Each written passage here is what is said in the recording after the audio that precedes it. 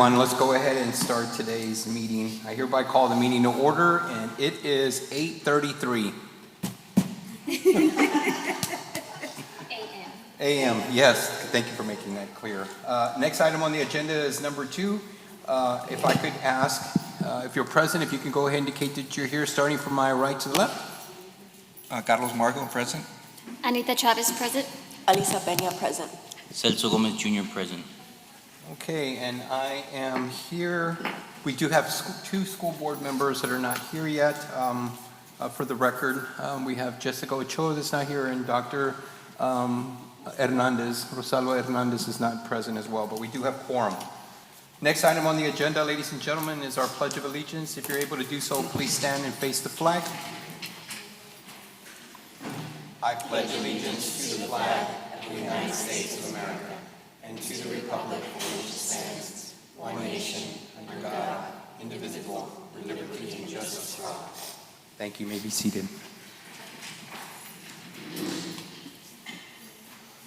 Next item on the agenda is a public comment. Do we have anyone who has signed up for public comment? We do not have anybody signed up for public comments today.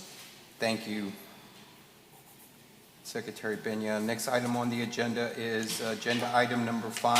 This is our team building board workshop. Proposed goal progress measures and definitions of status. This will be presented by Dr. Little. Dr. Little, good morning. Good morning. Board President, if you don't mind, can I introduce? Yes, Dr. Sorensen, please do. Thank you, sir. So this morning we are here just to remind everybody that last year was our first year of doing MAP. And so last year, thank you, board, for allowing us to set goal progress measures around MAP, knowing that that was going to be a baseline year and that we were going to go into this year knowing that that was the baseline and doing some review so that now we can actually set goal progress measures based upon data, hard data, our kids, so that we could work diligently and intentionally towards board goals. And so the team and I have worked hard together to now put together new proposed goal progress measures, as well as a new definition of how we status on track, slightly off track, and off track, so that for this school year and subsequent school years after, we can work diligently towards our board goals now that we have 1 year of MAP data to build from. Thank you, Dr. Sorensen. For the record, before I ask Dr. Little to proceed with his presentation, let the record state or show that at 8:35 a.m., Dr. Rosalba Hernandez has joined us. Thank you. Thank you, Dr. Hernandez. You may proceed, Dr. Little. Thank you, Mr. President. Good morning, everyone. Building off of what the superintendent just stated, we are back reconsidering the pathway that we take and how we understand our progress to achieving our district's vision and mission. That's what we're anchoring all of our work in. That's certainly what we're continuing to anchor our Lone Star governance work within. We are not here today to talk about the goals themselves. Like, those are fixed, they are staying the same. We will continue to move forward with these 4 goals: 3rd grade reading, 3rd grade math, 8th grade reading, and our college, career, military readiness. Instead, what we're doing in our workshop today is really reevaluating the goal progress measures. We are not proposing a change to the focus of the progress measures, like what's listed here. We are continuing to say are the right things to indicate our progression towards the goals. It's really looking at, within those GPMs, the actual targets each year.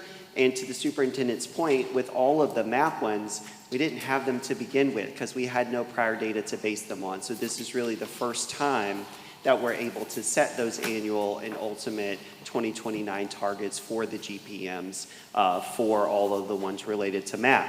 For Goal 4, we just gave that presentation earlier this week, and you saw that a number of those were on track and actually exceeded the targets that we had set. So we want to revisit those and make sure that we're continuing to push ourselves forward as an organization and ensuring that the long-term targets are adjusted based on where we were in actual achievement this school year.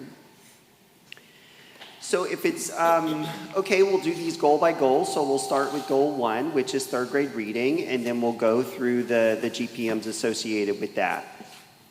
First one is our first grade map results. So this is GPM 1.1.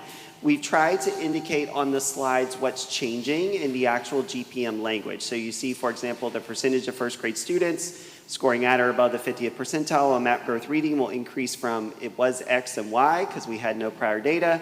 Now we're saying from 36% in our most recent June results to 45% by June 2029. So on each of the slides, just from a formatting perspective, they're organized in the same way so you can see with the strike throughs and the bold underlined red sort of what's being adjusted there. When we were here, I don't know, 9 months ago doing this, we had no data to show you on these slides and they were just blank. Now we actually have an end of year data point from last school year. In this case, that was 36%. We did that presentation, back in late May and early June.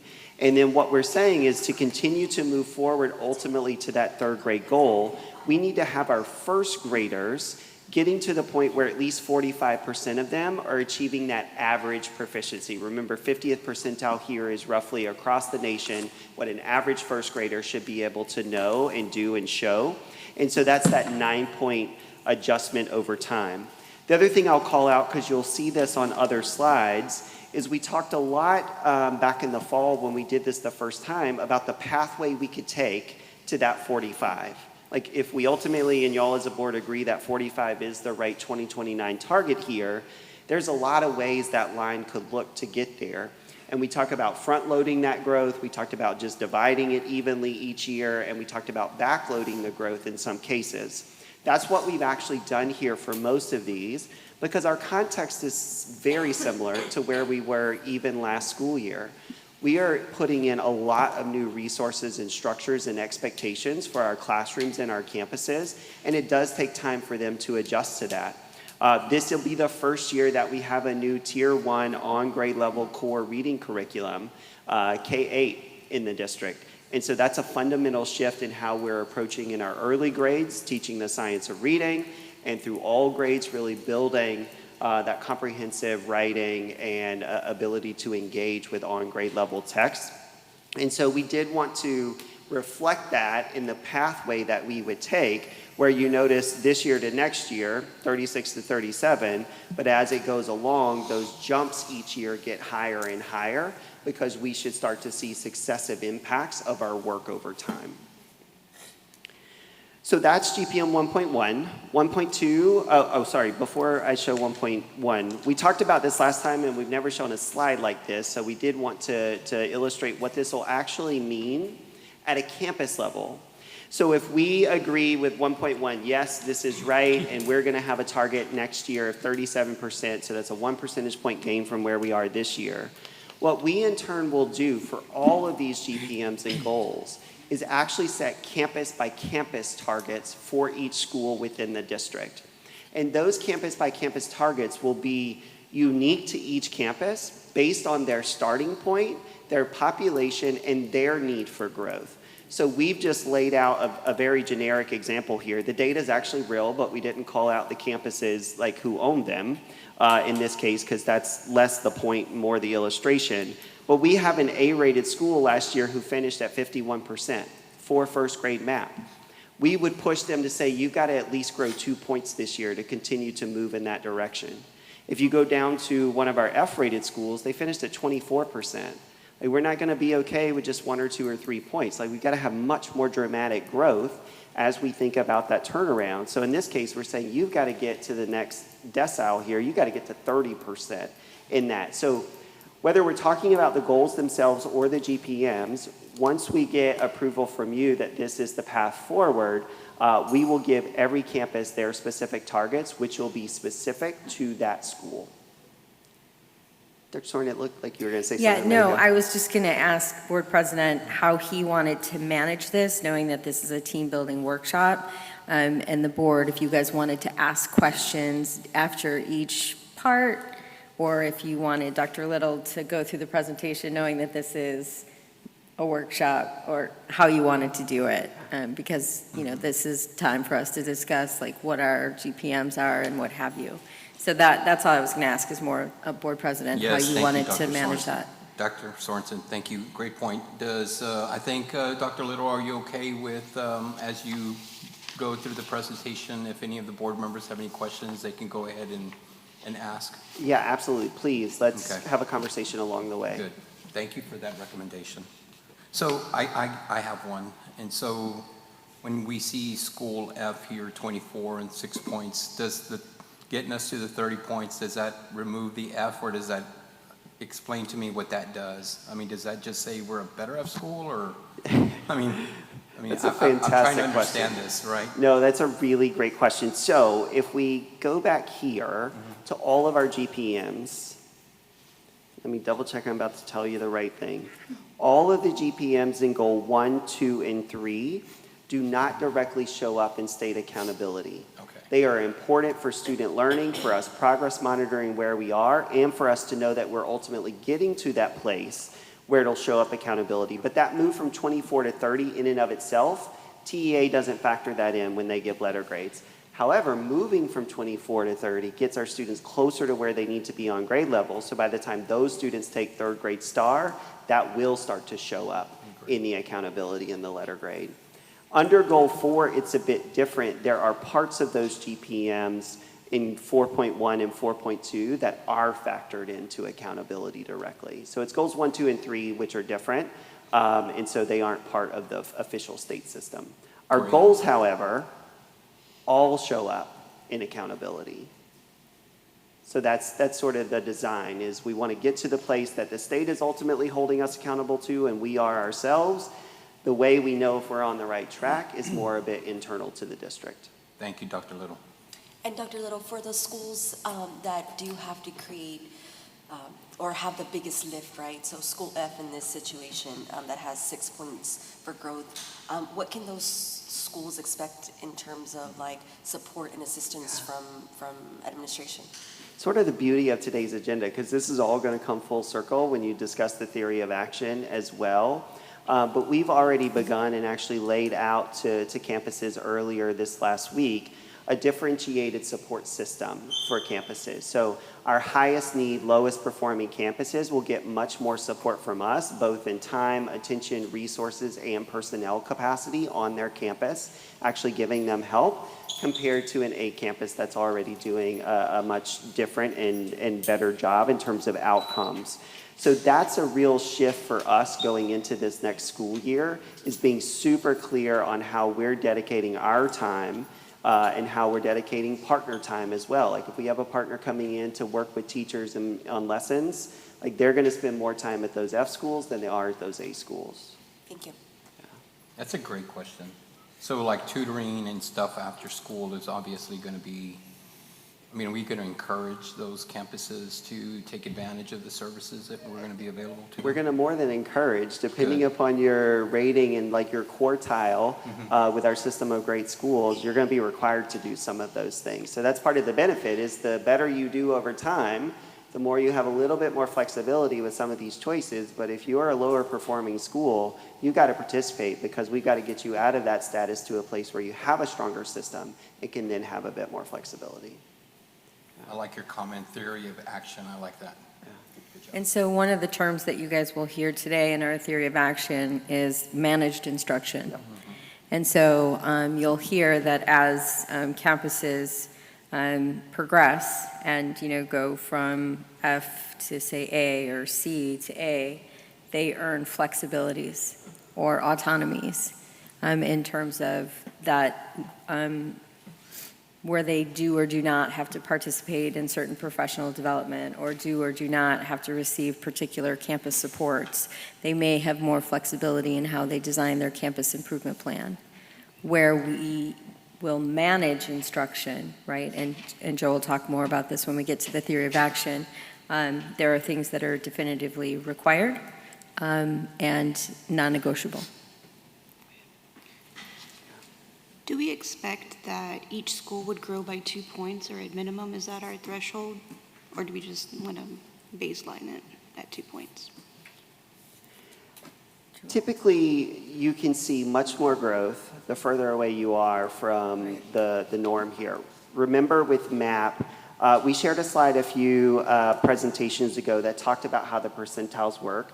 And 50th percentile means half the kids did worse, half the kids did better, and that's roughly the national average. Is like we would expect a first grader to roughly be able to be at that 50th percentile point.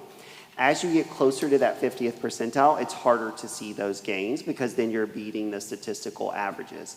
Below that, there's more opportunity and therefore more potential to see greater growth. So that's why this is sort of tiered, and you go from 2 to 3 to 4 to 5 to 6, sort of as we're going down this line here. We should be able to see our campuses earn at least 2+ points here in growth because the vast majority of them are less than that national average right now. I think all but like 3, in fact, are. Yeah. Okay. Good question. All right, are we good to keep going? Yes, you may proceed. Okay, thank you.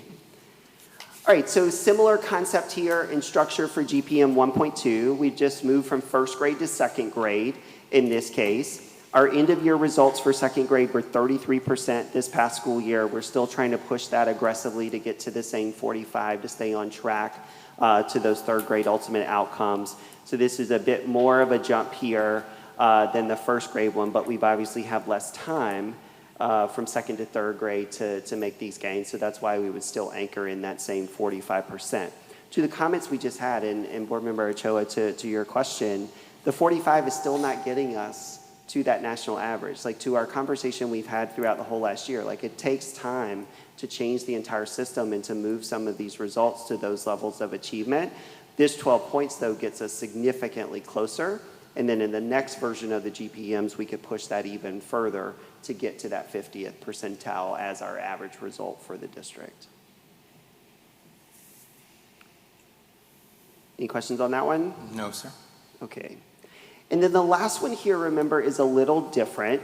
This is still part of the MAP universe, but this is specifically looking at reading fluency. So these are the data points we've shared with students being able to read short sentences, get that accurate and like match it to a picture correctly. That's what this is measuring. So here we're expecting to be able to go from 40% to 65%. I want to clarify like why this, what appears to be a giant jump, is different here than it is on the other two GPMs. The other two GPMs are much more holistic view of like knowledge and skills across the board when it comes to reading. This is very specific at the early stages of reading. Are you building enough foundational skills to be able to do the first part of what is later more complex reading comprehension? So that's why we are expecting much more gains here. The other part of it is it includes kinder first and second grade. When we showed you the kinder data a couple months ago, you see a lot of growth having to happen in that kindergarten year, because I may walk in barely knowing all of my letters, and I should be able to finish kindergarten reading basic sentences. So that period of growth has to be really rapid for students to stay on track. And that's a big reason why we think this push will happen, because we have 3 grade levels combining together. And in that K1 space in particular, both developmentally and with the new work we're doing of science of reading, that should start to happen quite quickly. Board members, any questions? Proceed. All right, thank you. That's it for goal 1. So that's all of our GPMs that relate to our third grade reading goal. We'll now switch to goal 2, which is math. So we're still in the third grade and below space, but this is going to move to math. Dr. Little, Yes, can ma'am. I also just clarify for board members, for map reading fluency, individual campuses will also have goals as well, correct? Yes, for every one that we show you, that's true. So we only put this slide in here once, but for every GPM, we will set those specific targets by campus. Okay, I just wanted you guys to clarify, because remember last year we talked a bit about like, is it okay for some schools not to grow? But so I wanted you all to know that for each of these, every campus will have their own individual growth goals and expectations. Thank you. All right, third grade math. Our first one is not MAP, M-A-P MAP. It is the Texas Kindergarten Entry Assessment, so we're continuing to focus on that. Here you can see that we actually exceeded our target for this year when we shared that data with you. So we thought we would be at 78%. Instead, we ended up at 83%. So we've adjusted across the board, pushing to go from 83 ultimately to 88 here.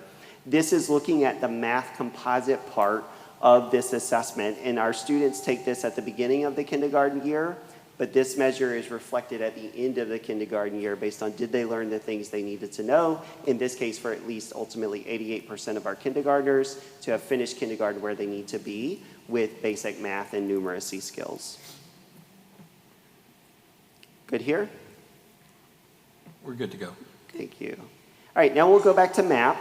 2.2 is first grade. 2.3 we'll see next is second grade. Again, this is our 50th percentile measure. Here we ended at 37%, still pushing to the 45, with more of this growth happening a little bit later in the curve. Remember, this was the first year we had a new math curriculum, K-8 in the district. That is shifting a little bit to Bluebonnet next year. It's not shifting dramatically in terms of the substance. It's just a little more texified, honestly, which will help our teachers. But the way that we're approaching this from a real conceptual focus of the mathematics will continue to stay the same. When we talked about this the first time, we said that's going to be jarring to some of our teachers and students who went from, 2 plus 2 is 4, 3 plus 3 is 6, 4 plus 4 is 8, and you just got to know it to actually why is that true and how can I understand and represent that differently. So this builds over time as well as that mathematical foundation grows stronger for our students and our teachers. And that shows up similarly in second grade. Here we actually were the furthest away from where we needed to be at a math level. So that was 32%. So this one isn't going all the way to 45. Instead, we're proposing 40 as the longer-term target here, just recognizing that there is more work to do in this grade and in those cohorts over time. That wraps up goal 3. So goal 2. Happy to take questions on any of that. Members of the board, do you have any questions for Dr. Little? No. Thank you, Dr. Little. You may proceed.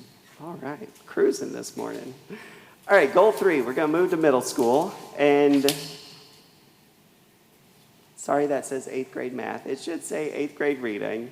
Typo on the slide there, because all of goal 3 is about reading. And remember, each of these GPMs is looking at 6th, 7th, and 8th grade in particular. So 6th grade here. The other thing I want to call out is when we saw all the first and second grade ones, it said the percent of first grade students scoring at the 50th percentile above. Remember, when we get to 3rd grade and higher in MAP, we actually have that direct star equivalency. So here, for goal 3, we're looking at those students scoring at the meets or higher equivalent in MAP. So this is a direct connection to projected star achievement at the end of the year. So here we have percent of 6th grade students scoring meets or above on MAP growth reading. Again, we didn't have prior data, so it's X and Y. Now we're going to our actual results of 39%. And working to push that up to 50 over time.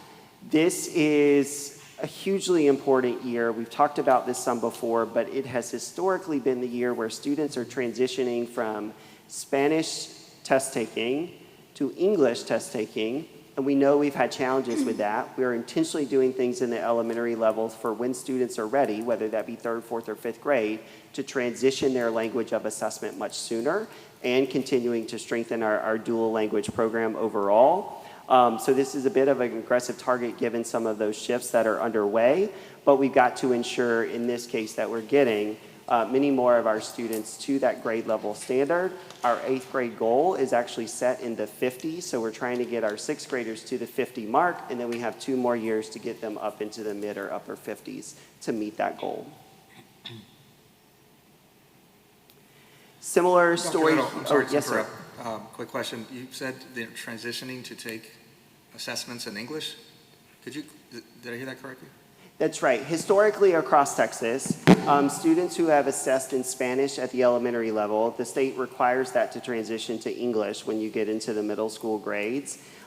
School districts across the state, including ours at some time, have kept those students in Spanish longer than we should have because we want those higher Spanish level results, even though that's not the indication of what the student knows and has mastered on the English side. And so we want to make sure that our teachers are getting the data in both languages as best as they can, but we're setting our students up for long-term success where they're having to show competency and grade level abilities in English, because that's what STAR will require in the secondary spaces. Thank you. Yes. Any further questions? All right. 7th grade, here we did less well. Actually, and you'll see this when we present it, it's the worst data I've ever seen, honestly, when we talk about 7th grade STAR, and we'll show you this officially in our STAR performance, but that shows up here as well. Like 6th grade was almost 40, 7th grade here at 32. So we've got a lot of work to do, and we talked about this with our middle schools and our content teams and are working to prepare for that.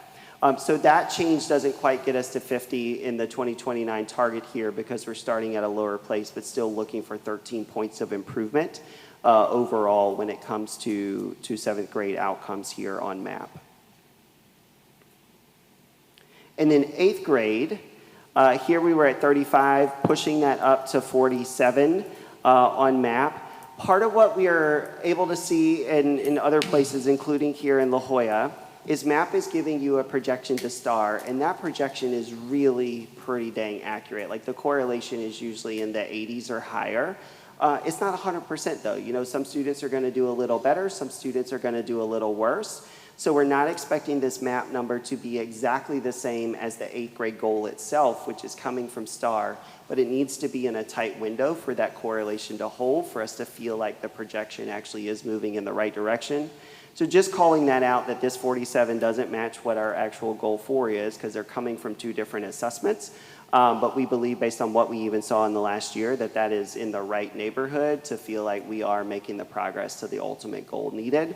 As we get more data over time, we can certainly come back and revisit that to ensure that our in-district correlations are also matching what the national correlations show. That was a lot of statistical words.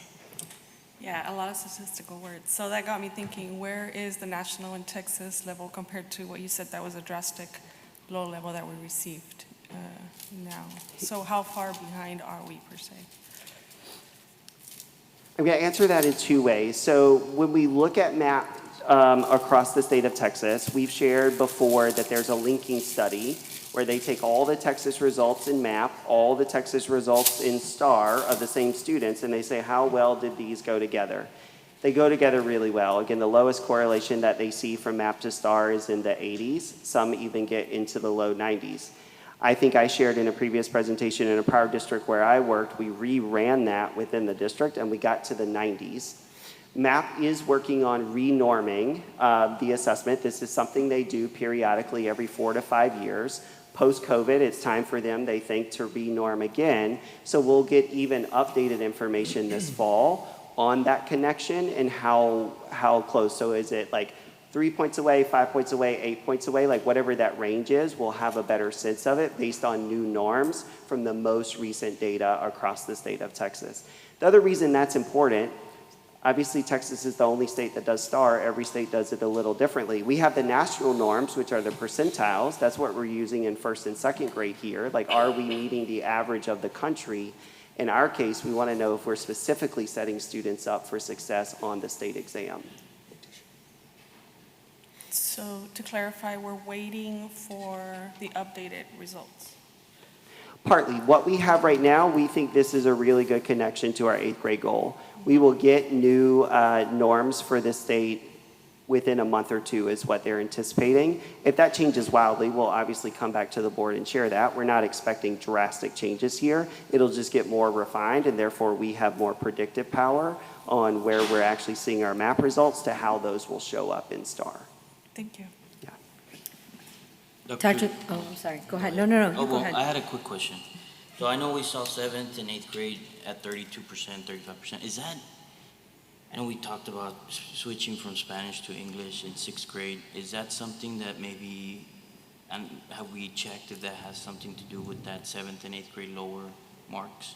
Typically, we don't see that. You see a dip coming from 5th to 6th, and then there's usually a rebound from 6th to 7th, and then it gets more stabilized by 8th. Across the 3 grade levels, 8th grade is typically in like La Jolla, 8th grade is typically the highest performing grade in that middle school period. that makes sense because you've also had more adjustment to middle school, more adjustment developmentally, like those sorts of things matter here as well. I would not attribute 7th and 8th grade scores to language tests. I would attribute it to what's happening in the classroom and the work that we are changing to make sure that students are getting a really robust reading, writing, speaking, listening experience in there at the grade level standard. So that's really important. I got to teach a 7th grader things. That does not always happen, and that's a big focus of our work this school year. And if they're not at the 7th grade performance level, I've got to know how to intervene or respond to them at the tier 2 level, and we're working on improving that this year as well. Thank you. Yes, I would, so just to build on what Dr. Little was saying, is that first of all, what I wanted to build, and this is not an excuse, it's just a reality. I want everyone in the room to understand the middle school context across the nation. Middle schools across the nation are struggling. Yeah. If you look at the NAEP results, if you look at national studies, middle schools happens to be a place and space that, we're all grappling with. Even within Texas, there was special, breakout calls, for superintendents about what do we need to do to redesign and really look at middle schools and middle school achievement, the adolescent brain and its development at that particular time as kids are growing. What do we need to do differently to address middle schoolers? One of the things that we know about the adolescent brain is that they need to experience what they're learning. It cannot just be like sit and get. And what ends up happening a lot of times in middle school is we get to middle school and we immediately turn them into high schoolers. And we start teaching them like they're high schoolers. And they're not. They're 12, right? Some of them are still 11 when they get there, but now we put them in rows, and we shouldn't be doing that in high school either. Please don't misunderstand. But, we start immediately treating them like they're 18-year-olds. And so what we know about the adolescent brain is they still, their frontal lobes aren't developed, and they still need to interact hands-on and experience.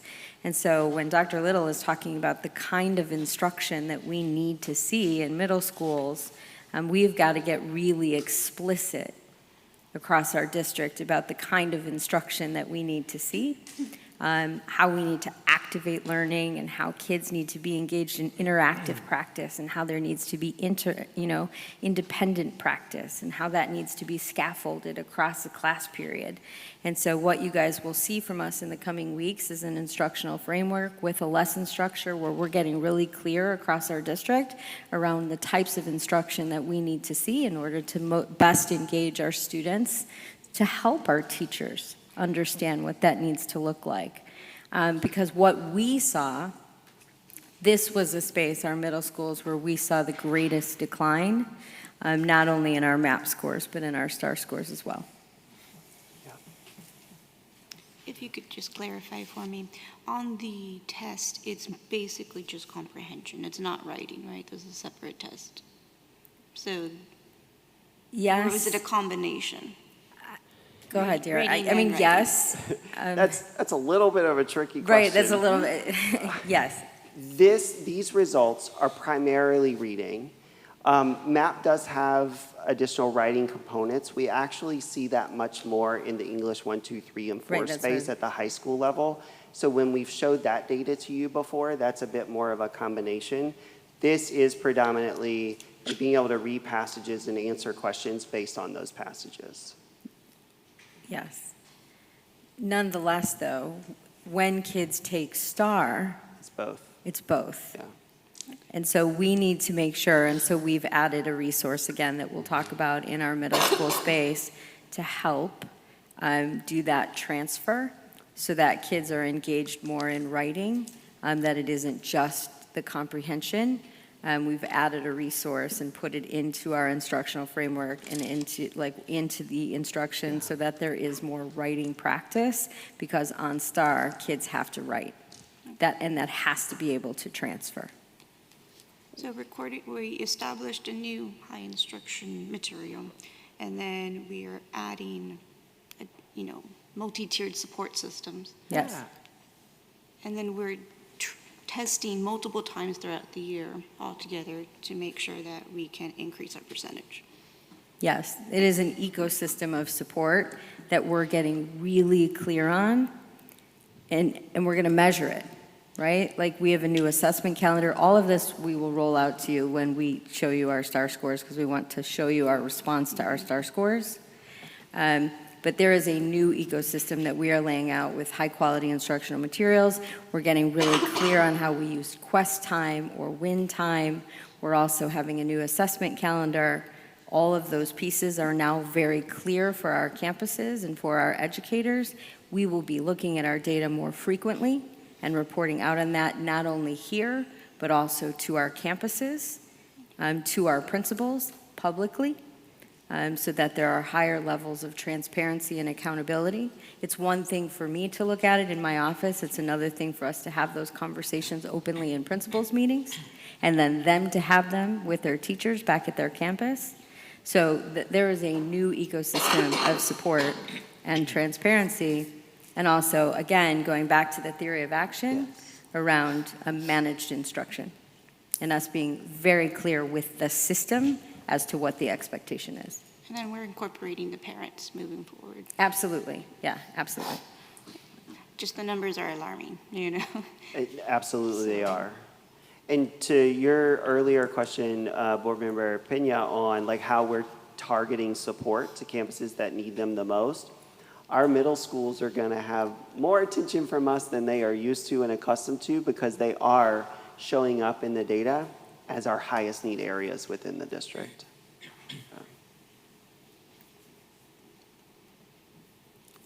You know, I think I have a lot of questions, especially you had some really good comments and you had some really good questions that you asked of Dr. Little.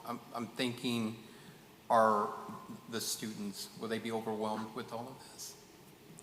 I think the opposite, in fact. I mean, Okay, generally, students rise to the expectation Great. that we set for them, and that is sort of a cliche. We say that all the time, but it is absolutely real in the classroom.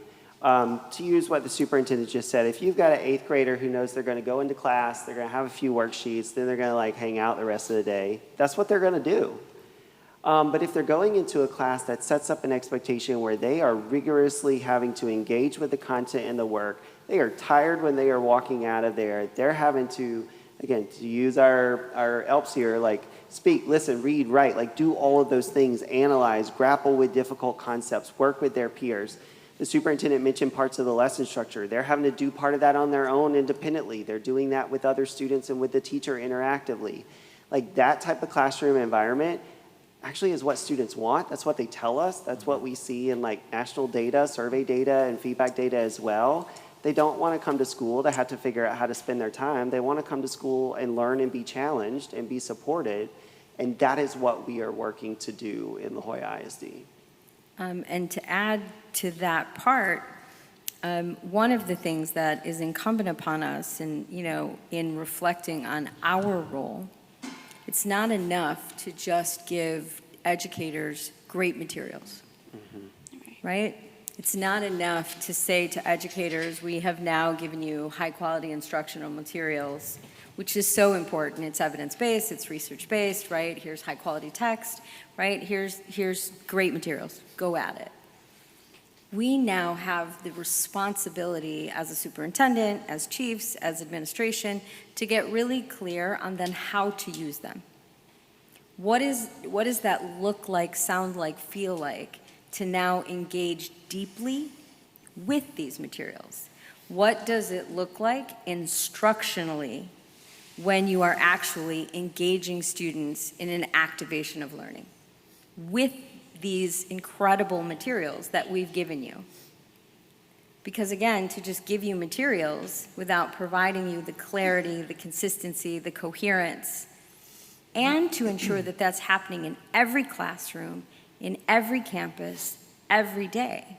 Because again, your child may end up in Ms. Ochoa's class, and she may know what to do with these materials. But next door, they may be in Mr. Gomez's class, and he may struggle. with what to do with these materials. So it's our job and our responsibility to bring coherence and consistency across the system in terms of what we expect to see and how we expect to see it happen, still giving our teachers, right, because it's an instructional framework, those instructional moves that they have to make when a kid doesn't get it the first time, the kid doesn't get it a second time.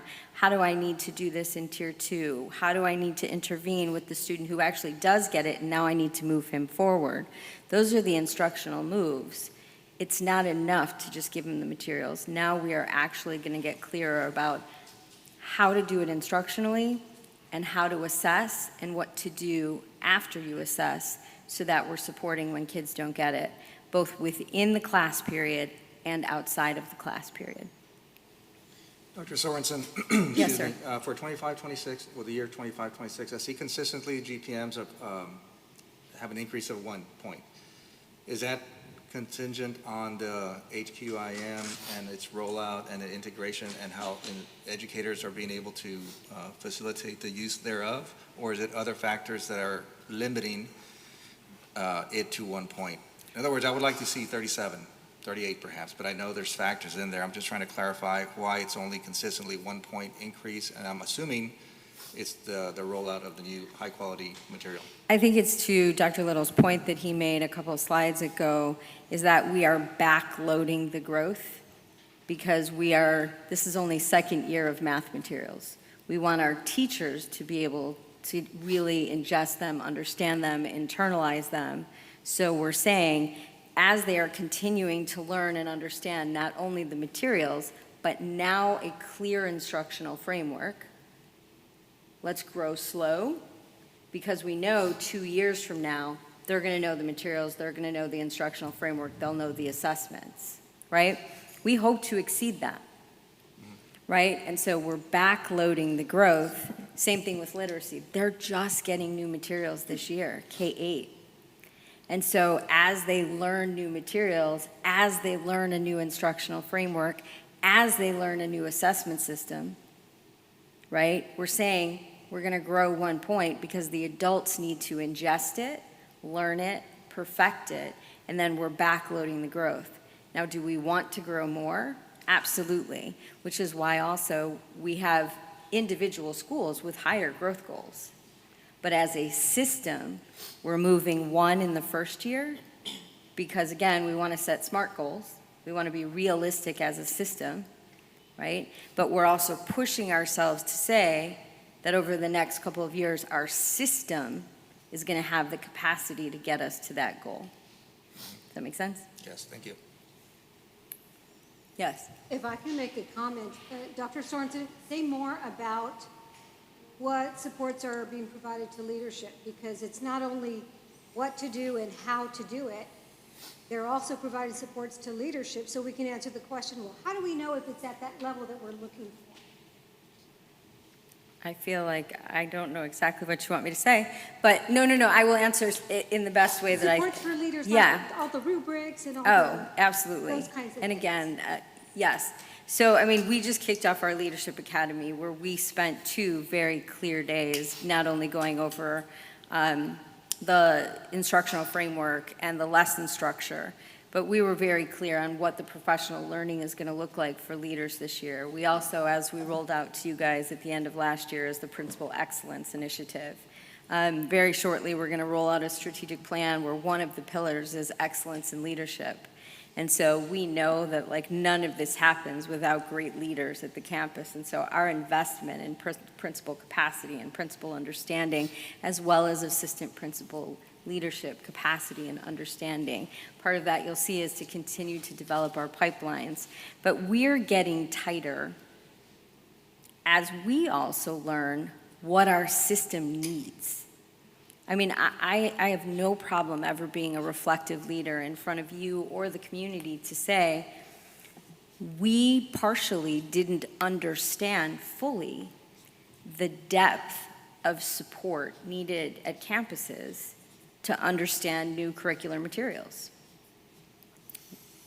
And so we need to get clearer and provide more support both in terms of what do we expect to see, how do we expect to see it, and then design what we're calling campus supports in order to then make sure that those things happen.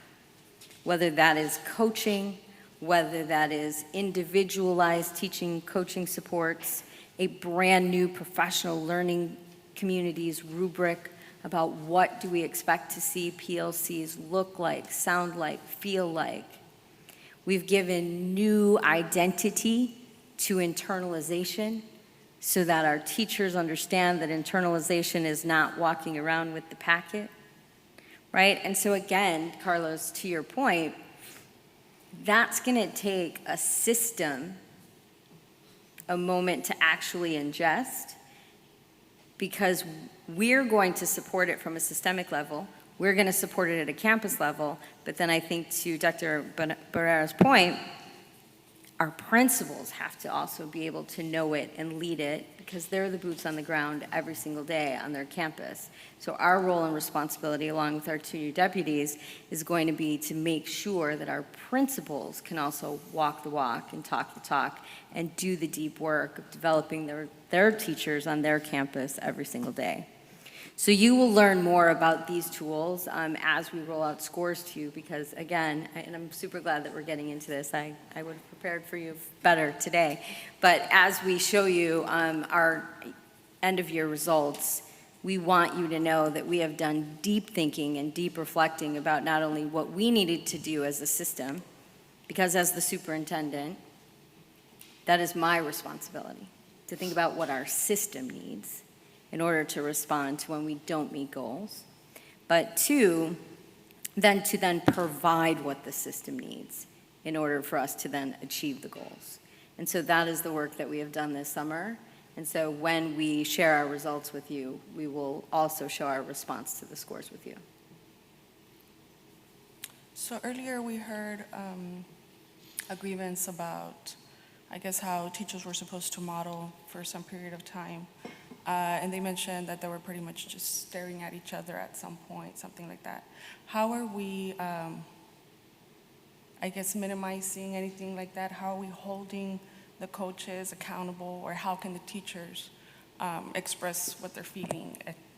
When they feel something isn't productive, how can we make sure, like instead of waiting for whatever, if that is happening, if that is how things are going, maybe the coach is being productive by teaching or by explaining something instead of waiting?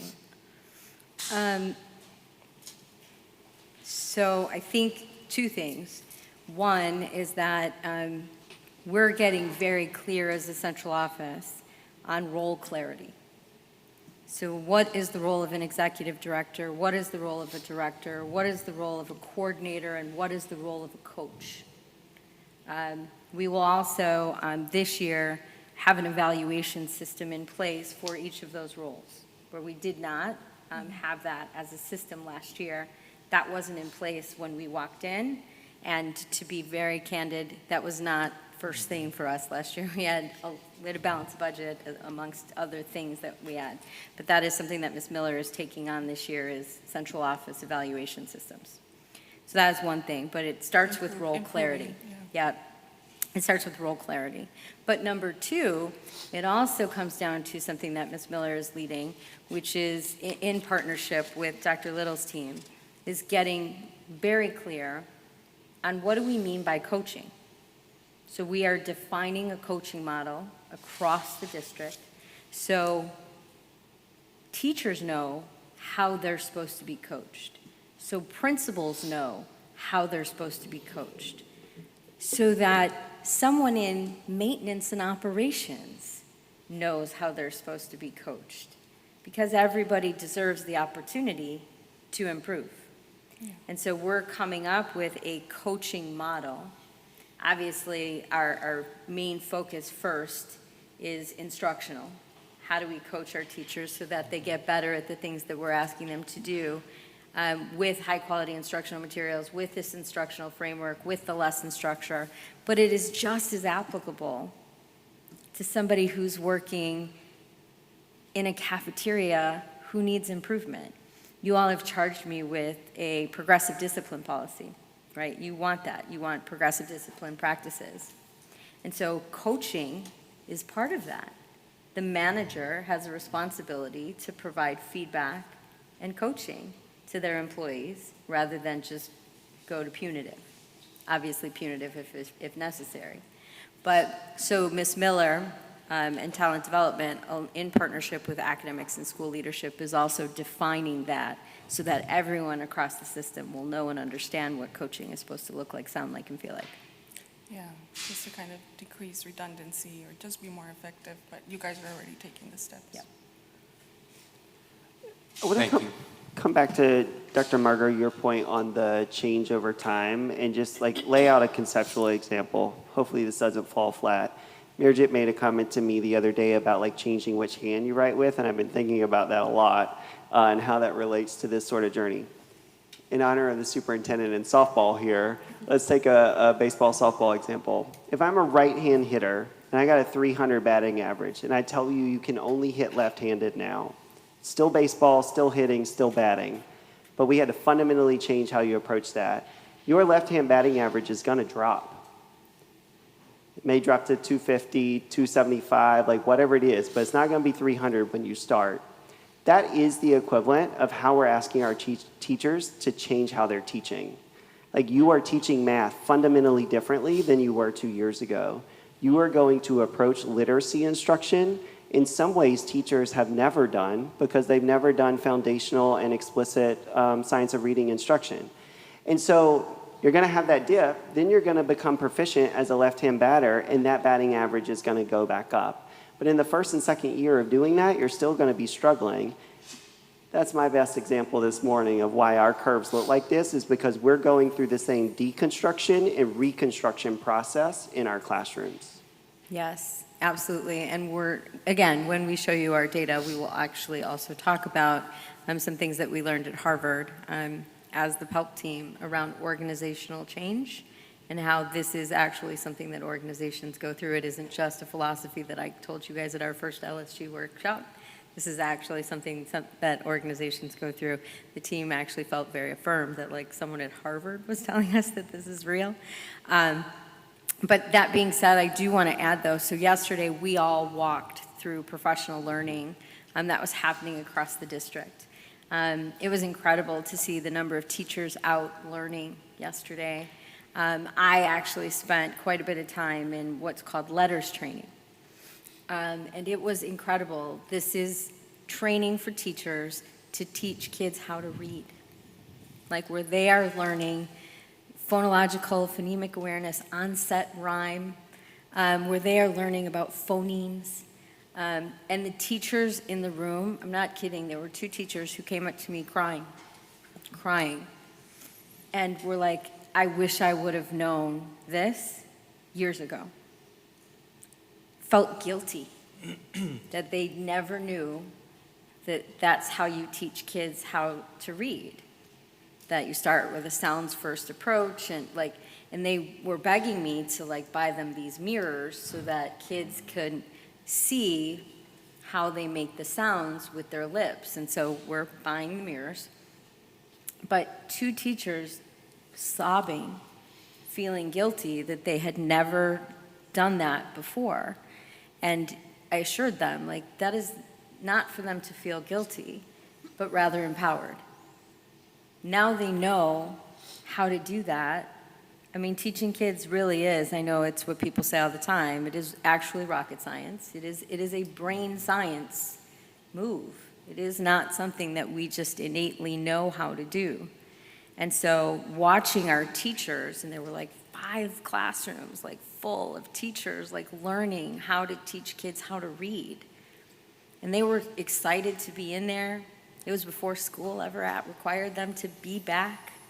And they were just thrilled to be in there learning this brand new approach for them, many of them, so that they can go into this year with a new curriculum that does have a skills component to teaching kids how to read, and now armed with this additional professional learning so that they can teach kids phonemes.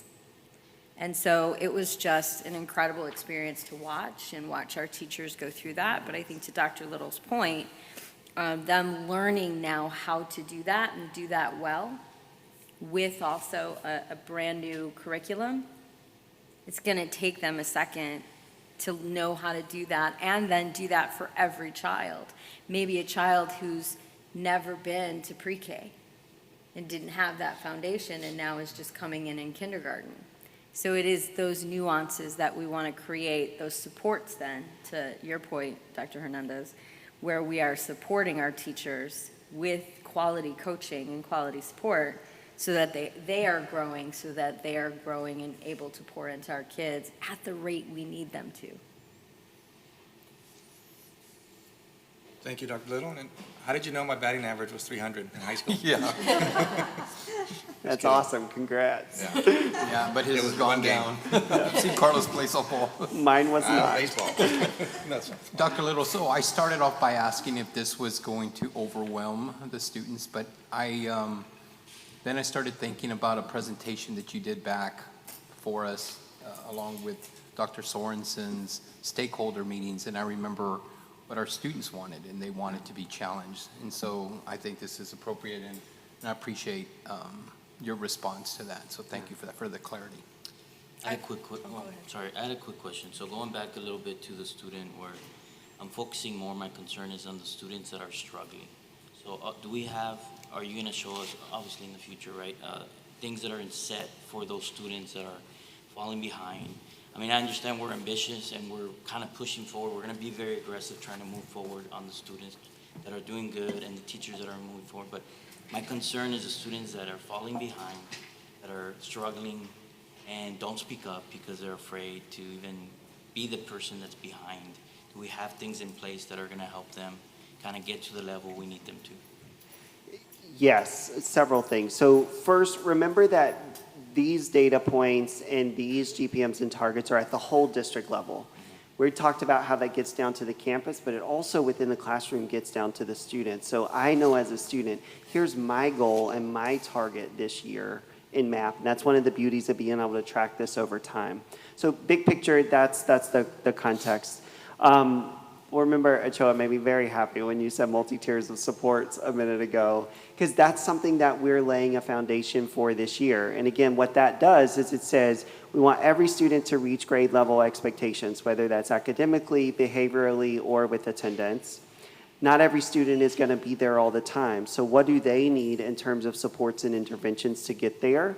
And so teachers will eventually be at the place where they're setting intervention plans by student, by need. So I am able to know, here's what Derek needs in math versus here's what Celso needs in reading or in some other area. And then we're able to monitor and support those along the way to ensure that students are making progress on those plans. That's big bucket number 2. Big bucket number 3 is related to our work with special education. When we shared the audit with you, we know we have significant amount of work to do to improve our services and ultimately our outcomes there. And so that'll really be targeting the students who are most at need or most vulnerable and the work that we're doing within the system to improve that as well. Thank you.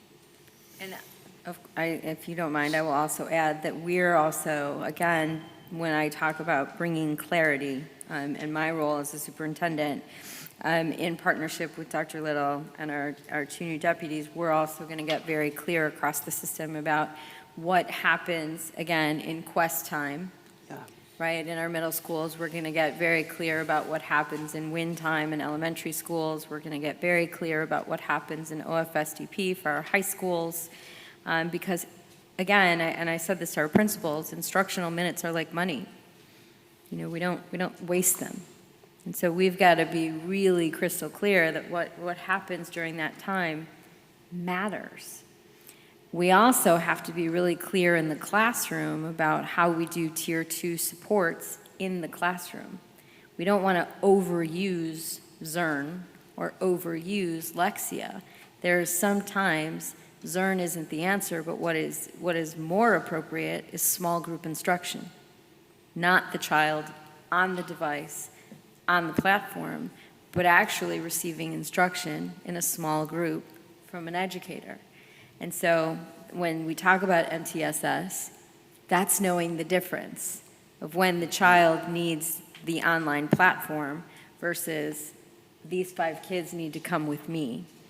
And so we also then have looked at our instructional blocks and said, here is the time for that, and here is where you need to differentiate which kids need to then have Lexia time, Zern time, Mathia time, versus small group instruction, that time. And I'll look at Dr. Margot, because he always says, will teachers be overwhelmed with that? We have actually built that into the instructional block so that that tier 2 time can happen, so that some kids will be getting that intervention in the class period, and some kids will, like on the computer, but some kids will also be getting that from their teacher, where last year I don't know that we were explicit around some of that needs to come from the educator. I think we overused the platform. Thank you. All right, we are Any gonna. further questions? Oh, sorry. No. Ms. You Board saw me Member Ochoa, I thinking. see you thinking. I was trying to think how to phrase it. How are we relaying this information to the students? How are we incorporating them in us achieving or increasing our percentage? You know, is it per school where the principal is indicating, our school, we want to be at a, I don't know, a B this year, or an A? And are we incorporating the students in that achievement? It's not just that we're testing them, but are we actually communicating with them? This is what you scored, this is what we want you to be at in the next 6 weeks, or something to that effect. Yeah, love that. I will say that we have not consistently done that well, certainly not in the past year. The superintendent mentioned our instructional framework and our lesson structure, which we'll talk more about as well. But within that instructional framework, there's specific calls for that student level reflection and goal setting. So teacher and student sitting down together talking about, here's where you are, here's your goal for the next 6 weeks or 9 weeks or semester or whatever that may be. Within MAP, here's where you're starting at beginning of year. Let's set a goal for where you need to be at middle and end of year. And so we're going to support our campuses to do much more of those student level reflection and goal setting conversations this year as a key part of our instructional framework. I just noticed that with my children's teachers, that it was successful and it was classrooms. And just want to make sure that we are incorporating that across the district. Oh, that's exactly right. The research behind that is super strong, and it's creating more like agency and ownership of the student in their journey, and that's really powerful. We just got to do a better job. To the soup's point, like consistency, clarity, expectations, we got to do a better job setting up the structures to help people with that and reinforcing it along the way.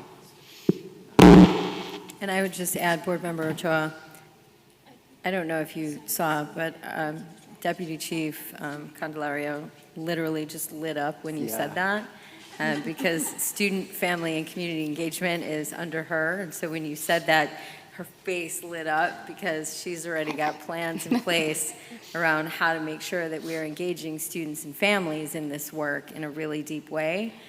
So you didn't get to see it, but when you asked the question, like legitimately her face like lit up. Yeah, especially since we're changing the curriculum.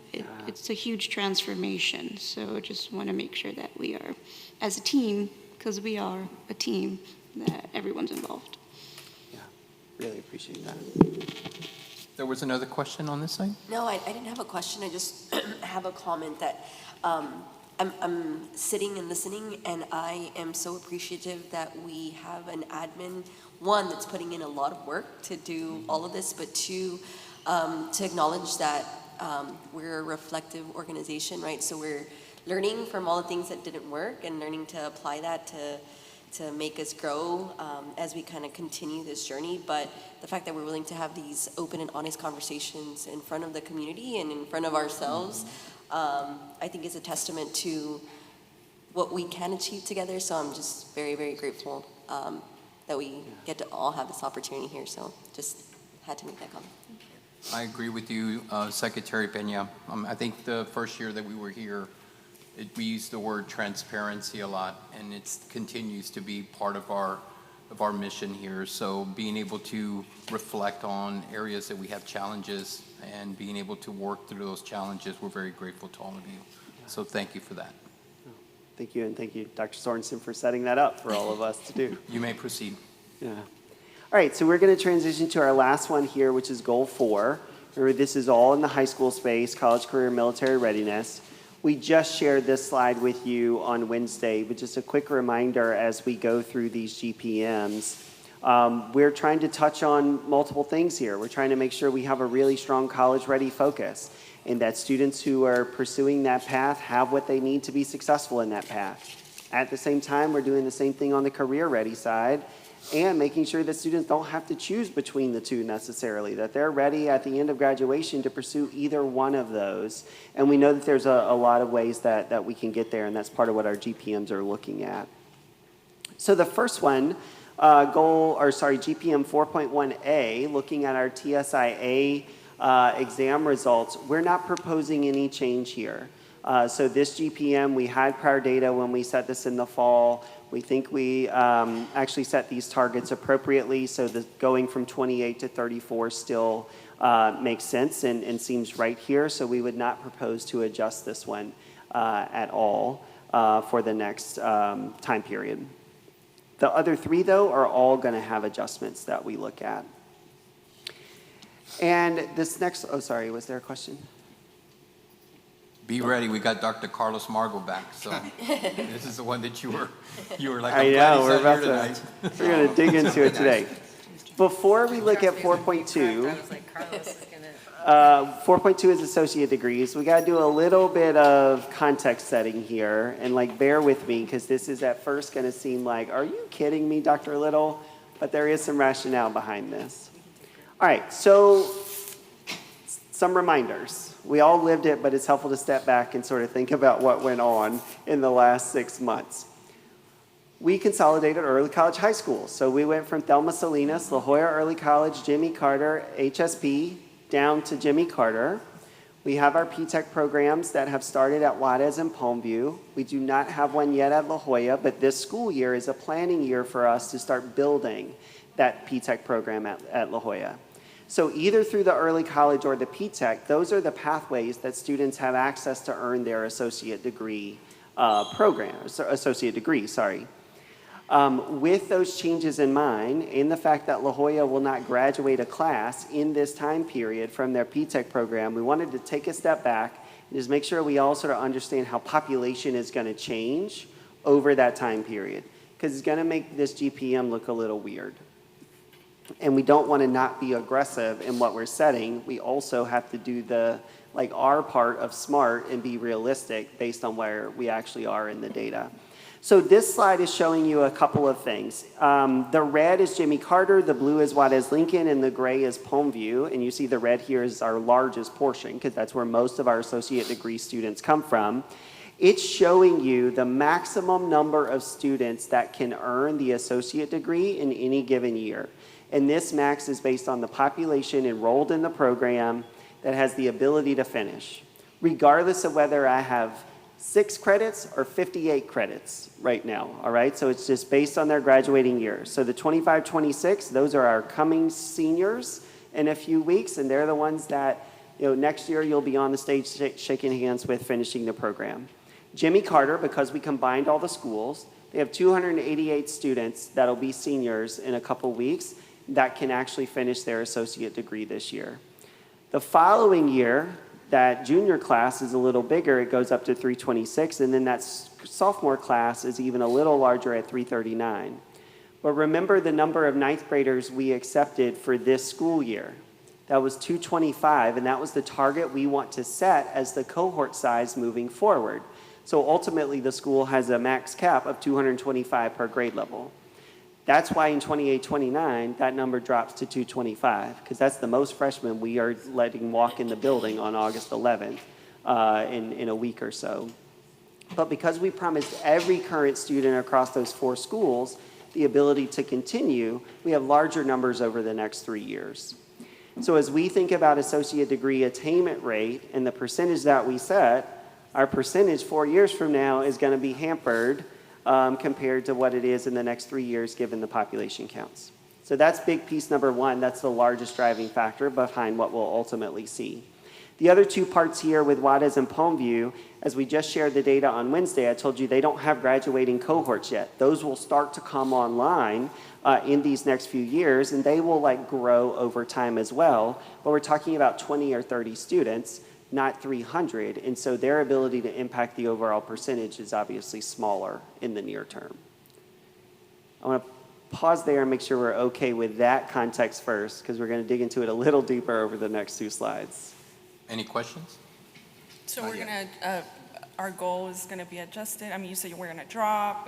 We're It not is. gonna It's reach the goal pretty much. It's going to go up and then it's going to go down because we want to keep pushing it up as we have more students able to earn the degree. Again, that's the aggressive part of it.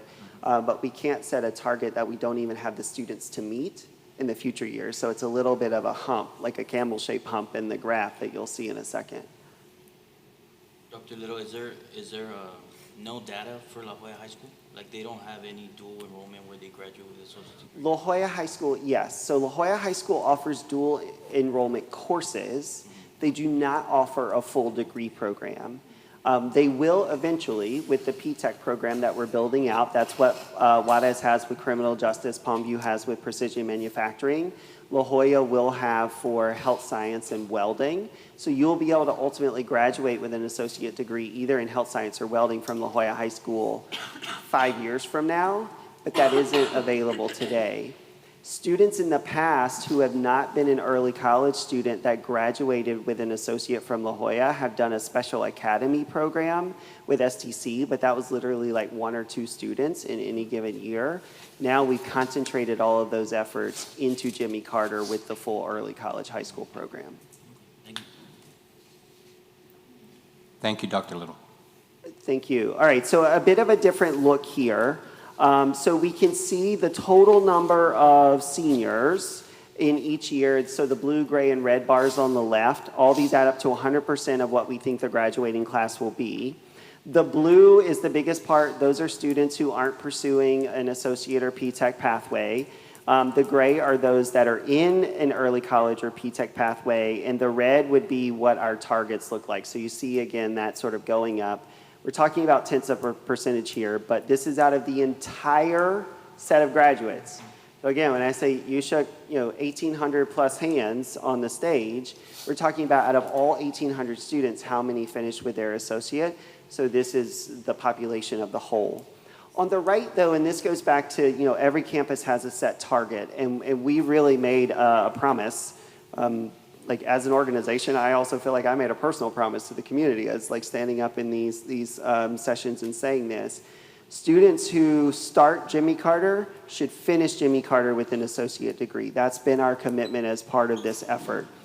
So we are going to work towards 100% of those students being able to earn and complete their associate degrees over time. That will also take time. You see in 23-24, we had 56% of Jimmy Carter graduates completing the associate. Last year, that was 63%. Over the period of this GPM, we're going to push that higher than 3/4 of the students, knowing that we have this still mix of populations coming through the program. The other reason that mix is important is, remember, HSP students actually weren't, most of them, on associate degree paths. They were taking AP courses.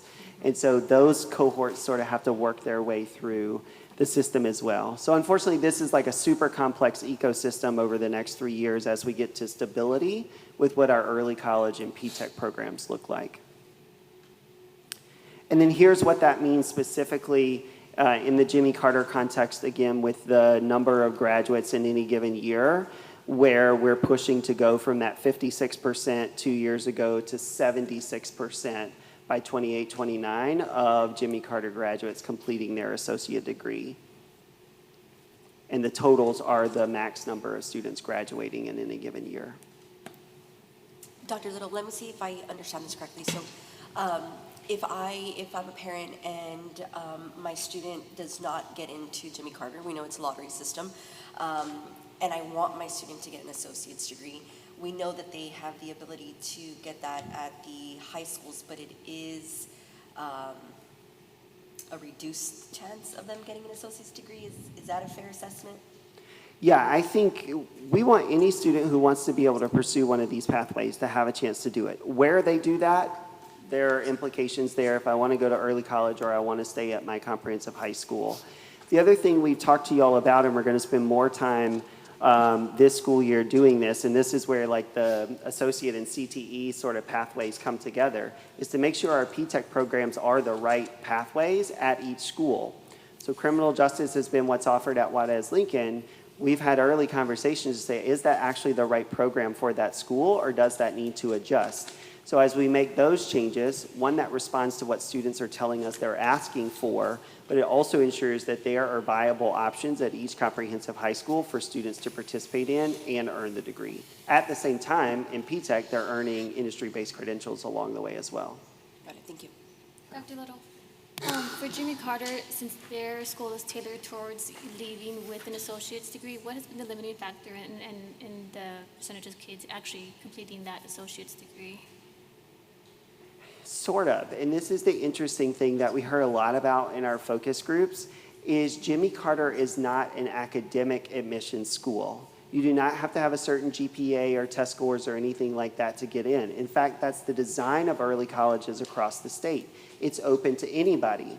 So the lottery is blind to your prior academic achievement or potential. So any student, regardless of whether they're a special education student or emergent bilingual student or one of our highest achieving students in the district, they all have access to Jimmy Carter. So it's then on us with the Jimmy Carter team, back to Board Member Gomez's point earlier, to make sure we're supporting every one of those students for success. So this isn't like a skimming off the top and you get to go to Jimmy Carter and therefore we have a better chance of these results. No, this is an open opportunity for the community, and once you get there, we got to do everything we can for you to help you be successful. Thank you. Any other questions? Do you have just, Go ahead.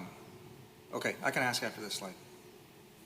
You want to go ahead, Dr. You want to go Camargo? for it? Well, I do want to ask, and I know the answer is probably yes, but I'm going to ask anyway, but I do want to know, just to be sure, that every single high school student at La Jolla ISD is being thoroughly and properly advised as to what all the options are with availability. You mentioned TPAC, CP, AP, Yeah. on-ramps, dual credit, et cetera. And sometimes I fear students getting an associate degree just for the sake of getting an associate degree. For example, if there's a freshman interested in veterinary medicine, I mean, there's no dual credit program that I'm aware of in vet medicine to get an associate degree. And he or she starts getting into an associate degree program in business administration, criminal justice, something just to get a degree. I think it's more beneficial for that student to take biomedical science or more academic courses related to what their pathway and of interest actually is. But the only way for you all to know, or we to know, what he or she really wants is to make sure that they're being advised properly. And I guess my question again is every single student being properly advised as such? Yeah, Dr. Margot, as we've shared throughout last school year, that answer has not always been yes. And we learned that even as we did more focus groups and conversations with parents and students in the spring, both through the early college conversation and through strategic planning conversations. So we knew coming into this school year that we got to do some dramatic things different and better with our school counselors around advising and student supports. So a few things that are happening. When we introduced Ms. Flores in her new role the other night as college and career, that role now combines counseling, CTE, and advanced academics, which includes associate degree pathways, all under one leader. So those department heads are working much more closely together.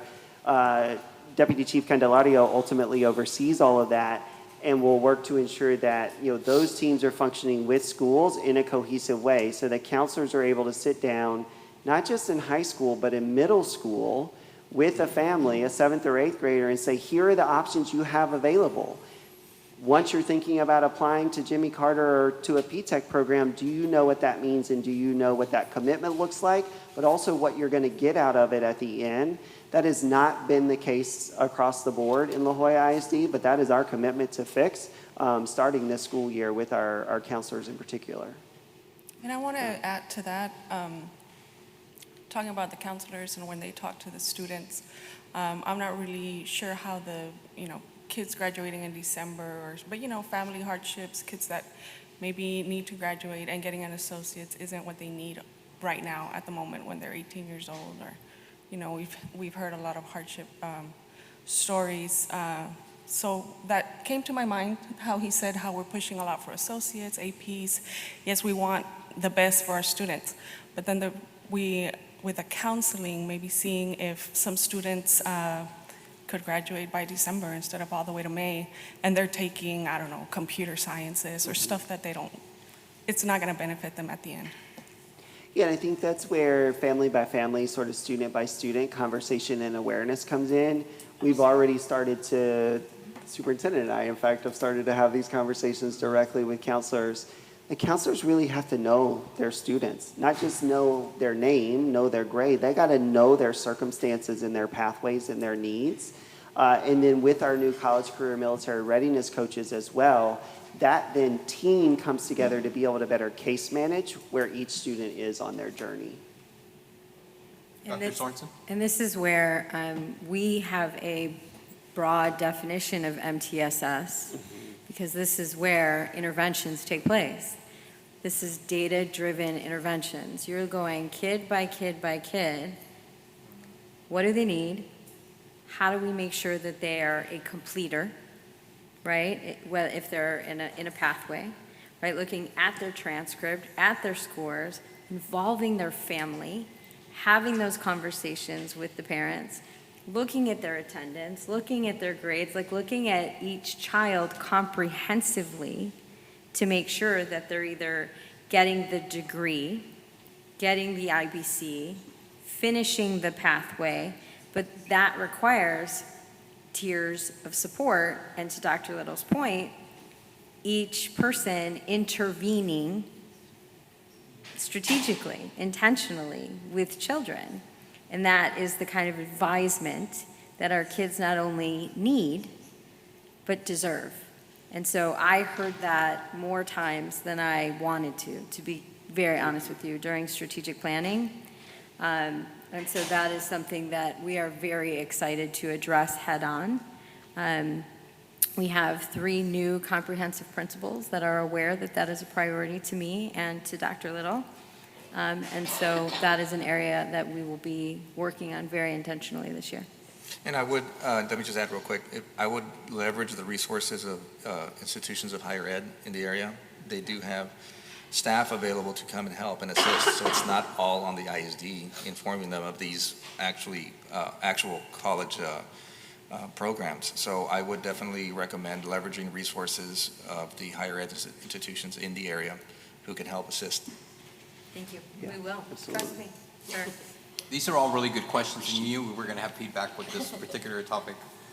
So I have, now that I'm in the private sector, just this week, it was interesting of some of the folks that we met with in industry, which prior back House Bill 5 required us to listen to those in the private sector. It was interesting, Dr. Little, maybe you can answer this for me so that I can have a better informed response when people ask me this. But in 8th grade, we understand that students now pick an endorsement path, right? Can they change that later on? I mean, can they change that?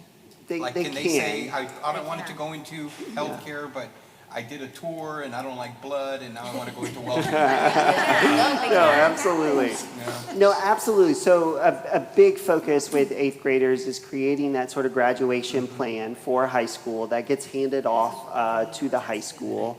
But to Dr. Margot's point, it doesn't stop there, and this is really part of your question as well.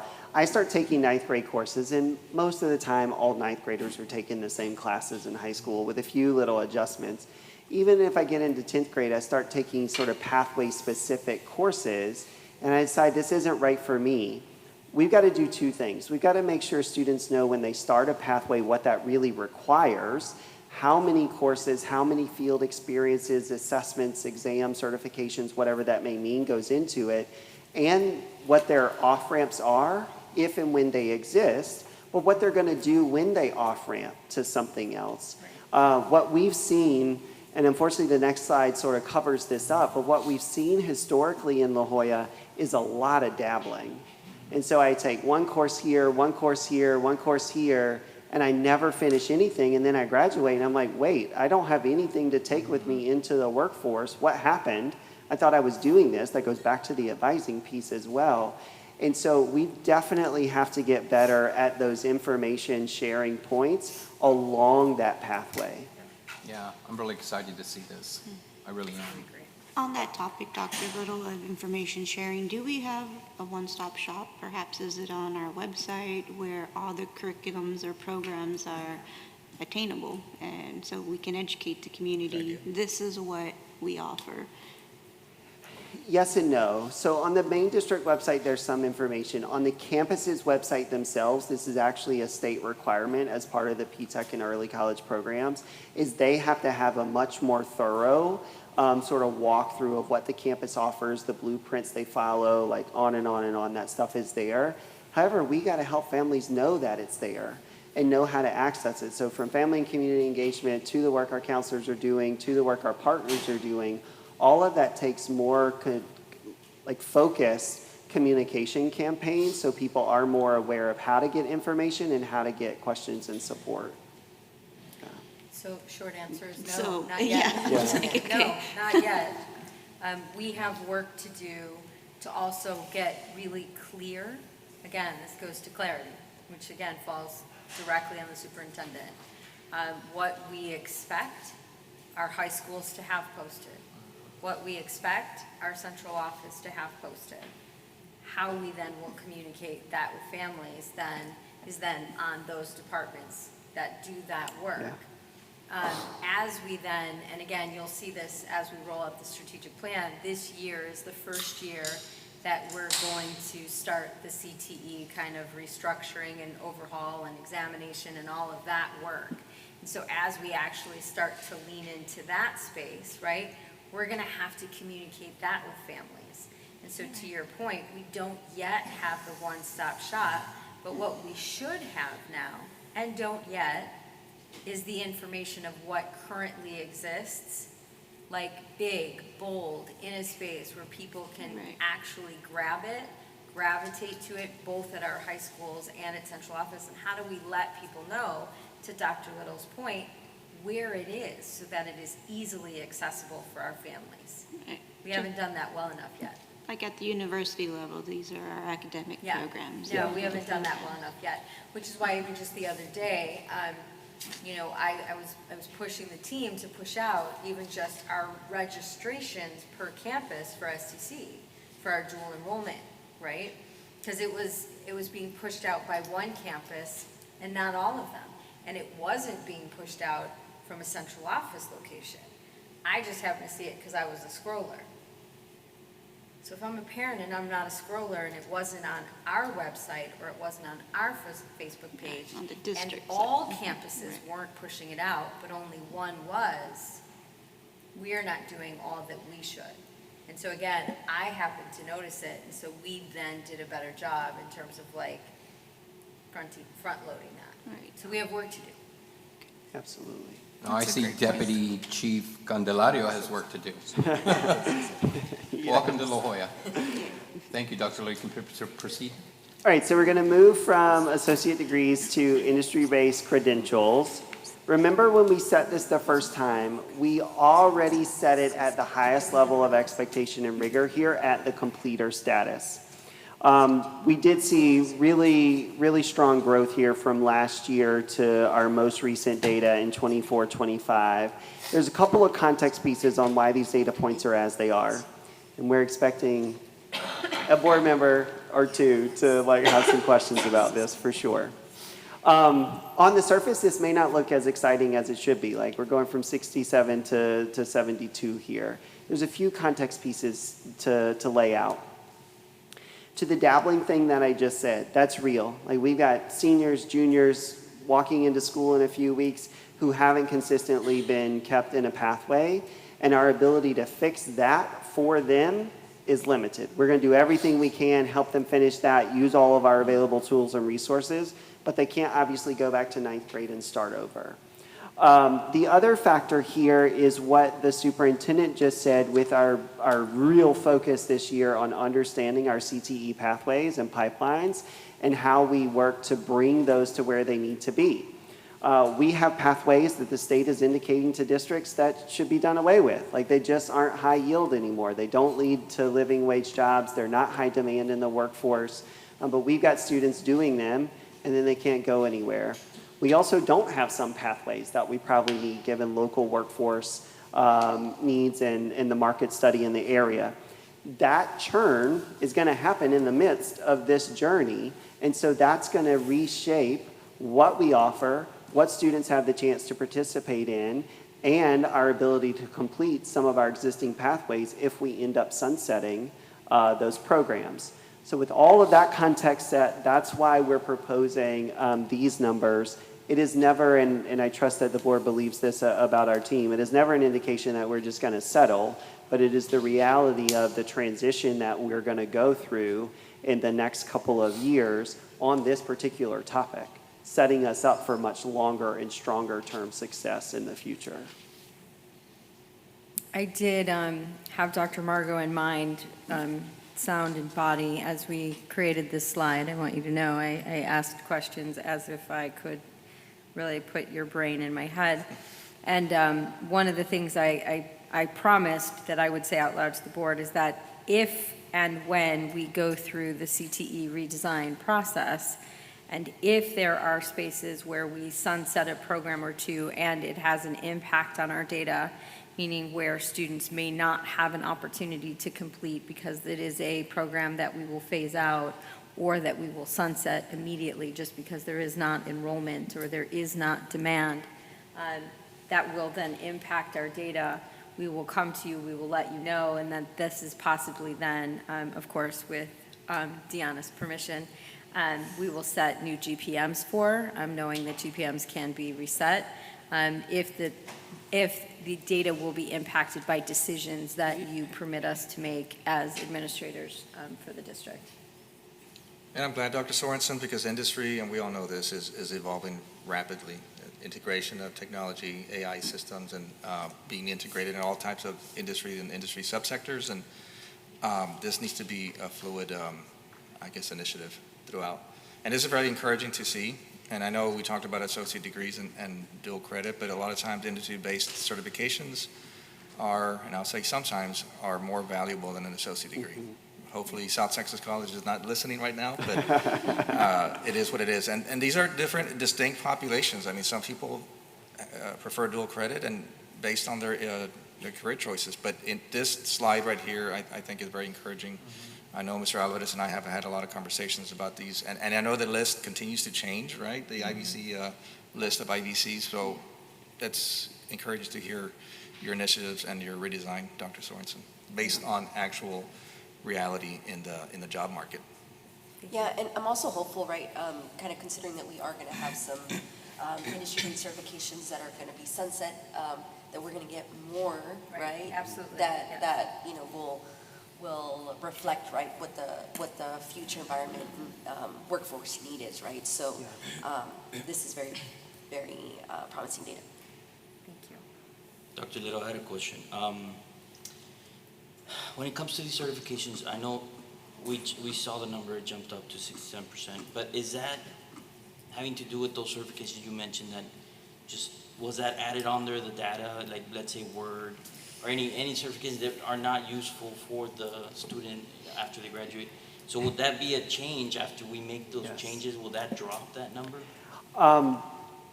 We're forcing ourselves to not let it drop here Okay. in the targets. So that's our challenge certainly to accept. But it could be a downward pressure. So yes, this includes some of those pathways that will likely end up getting sunsetted or phased out as we engage the community and start sharing more of the workforce demand data because they're not that useful actually to take into the job market. And we can also share with the board and the public what was just released to us of what was just sunsetted from the state based upon, the Workforce Commission and the partnership with TEA because they are sister agencies and they work together. recommendations on what programs, to your point, Word was one of them, around which programs should no longer be certificate possible. Yeah. Thank you.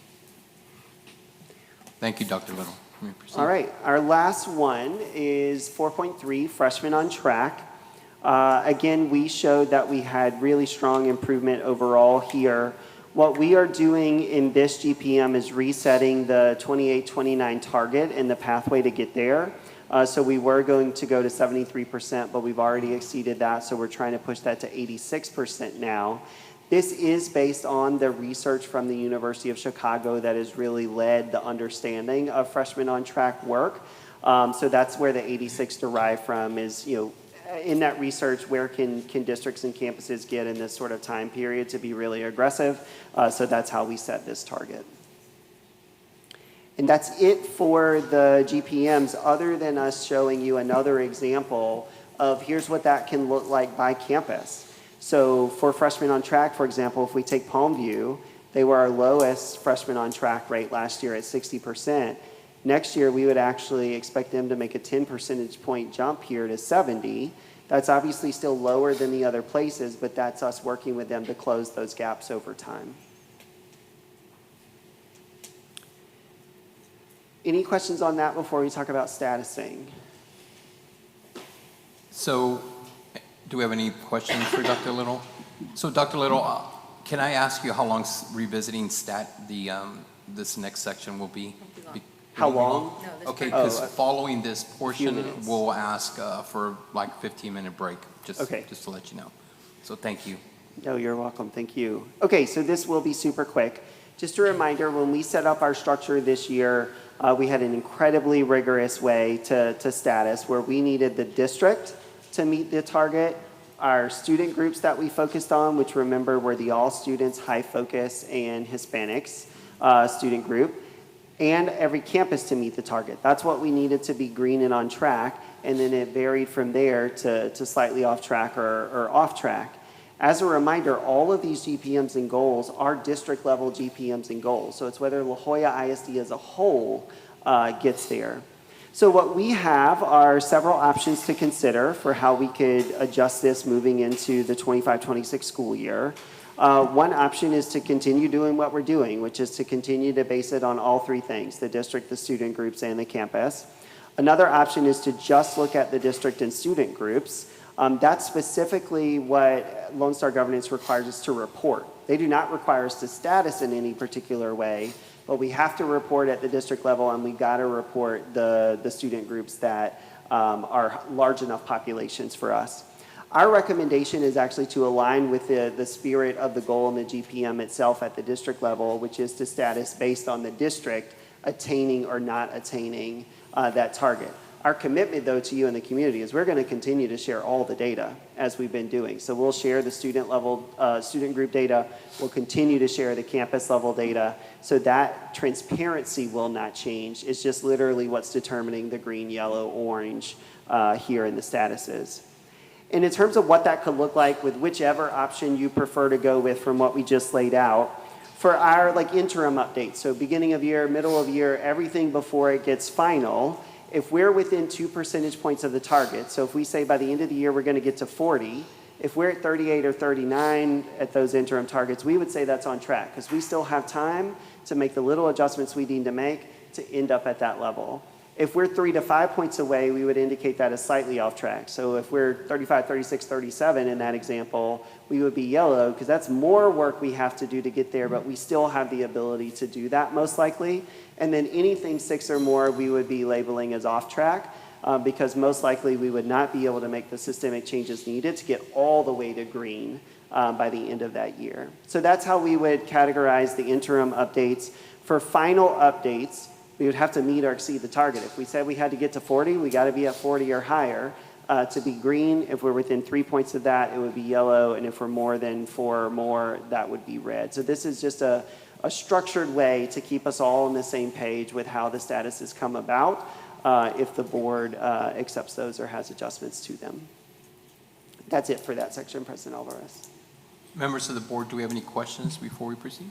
Dr. Little, I do appreciate you reaffirming that transparency is gonna be key here, right? Because I think the last thing that we want is a lot more leniency on the accountability, right? Because we want to make sure that we're holding ourselves accountable and across the board. So as long as this continues, right, the transparency, so we still know what's happening where, you know, and I'm confident that the administration and Dr. Sorensen is still gonna maintain that level of accountability. So I appreciate just kind of like the Yeah. rewording, right? So we fully understand where we're at and where we're still going. Yeah, thank you. Any other board members? So, Dr. Sorensen?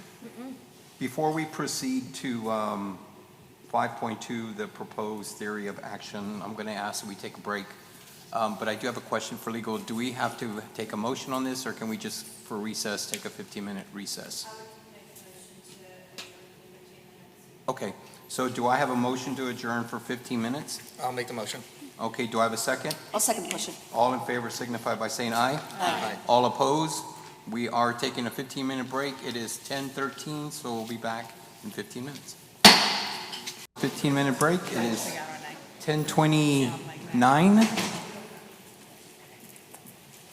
We'll go next to our presenter, Joseph, which is 5.2, proposed theory of action.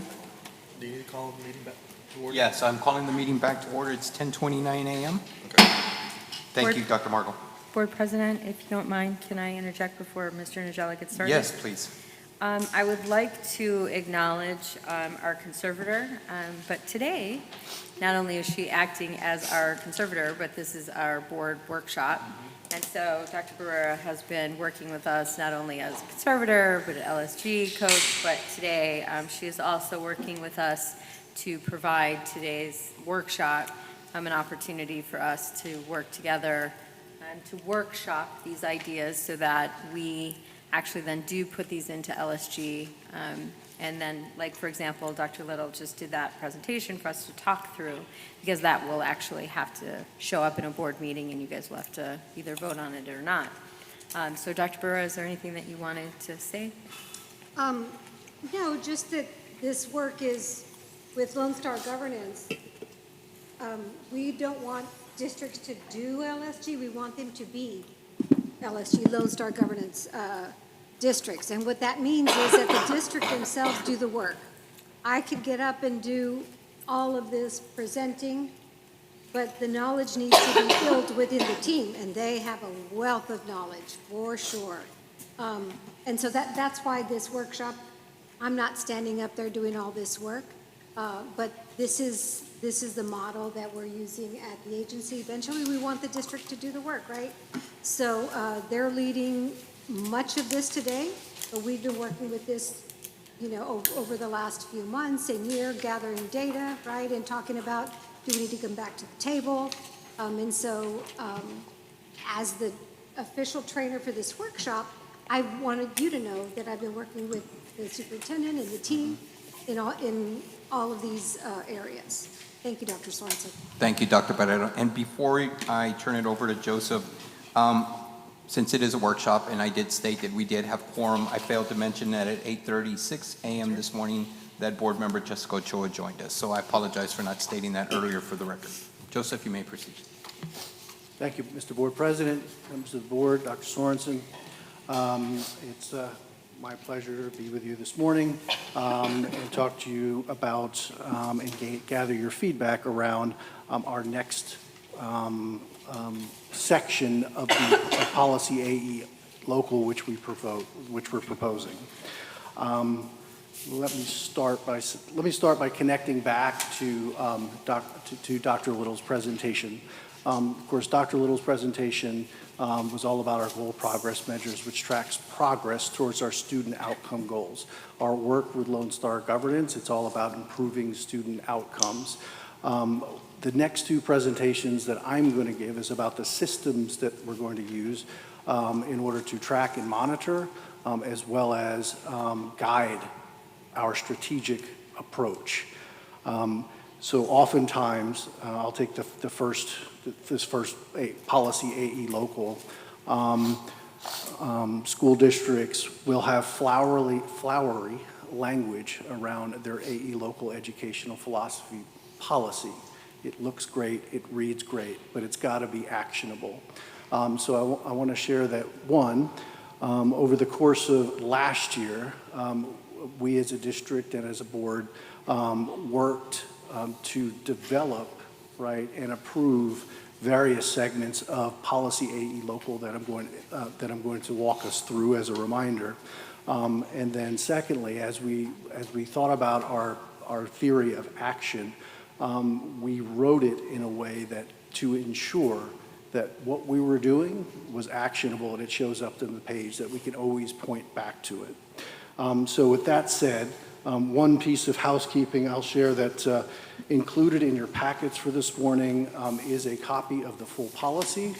And on page, we'll focus our time, like on our conversation, on pages 4 of 5, but the whole policy is included. So as I said, a lot of our year 1 Lone Star governance work and Systems of Great School works last year led us to the current version of policy AE local, which was last approved on June 2nd, 2025.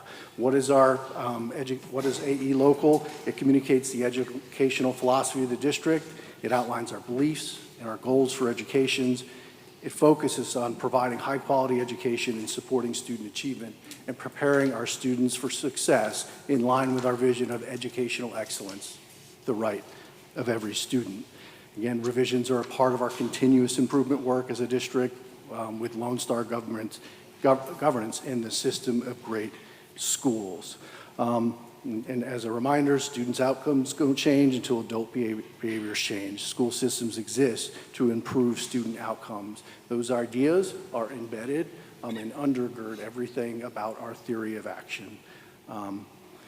So our vision for La Jolla ISD, educational excellence, the right of every student.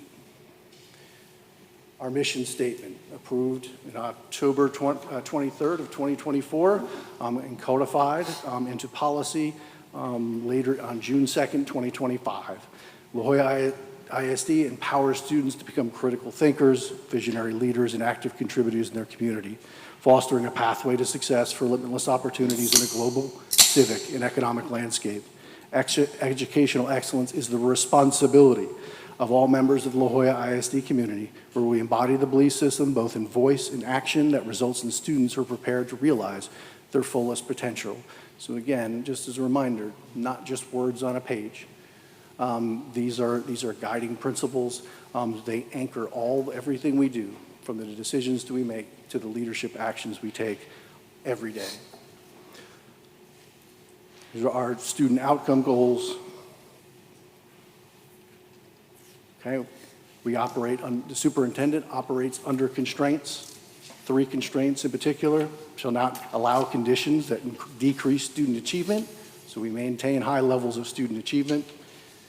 Constraint 2, we ensure that shall not allow conditions that harm students with disabilities, so we're ensuring that our students with disabilities receive the highest level of support and care and opportunity.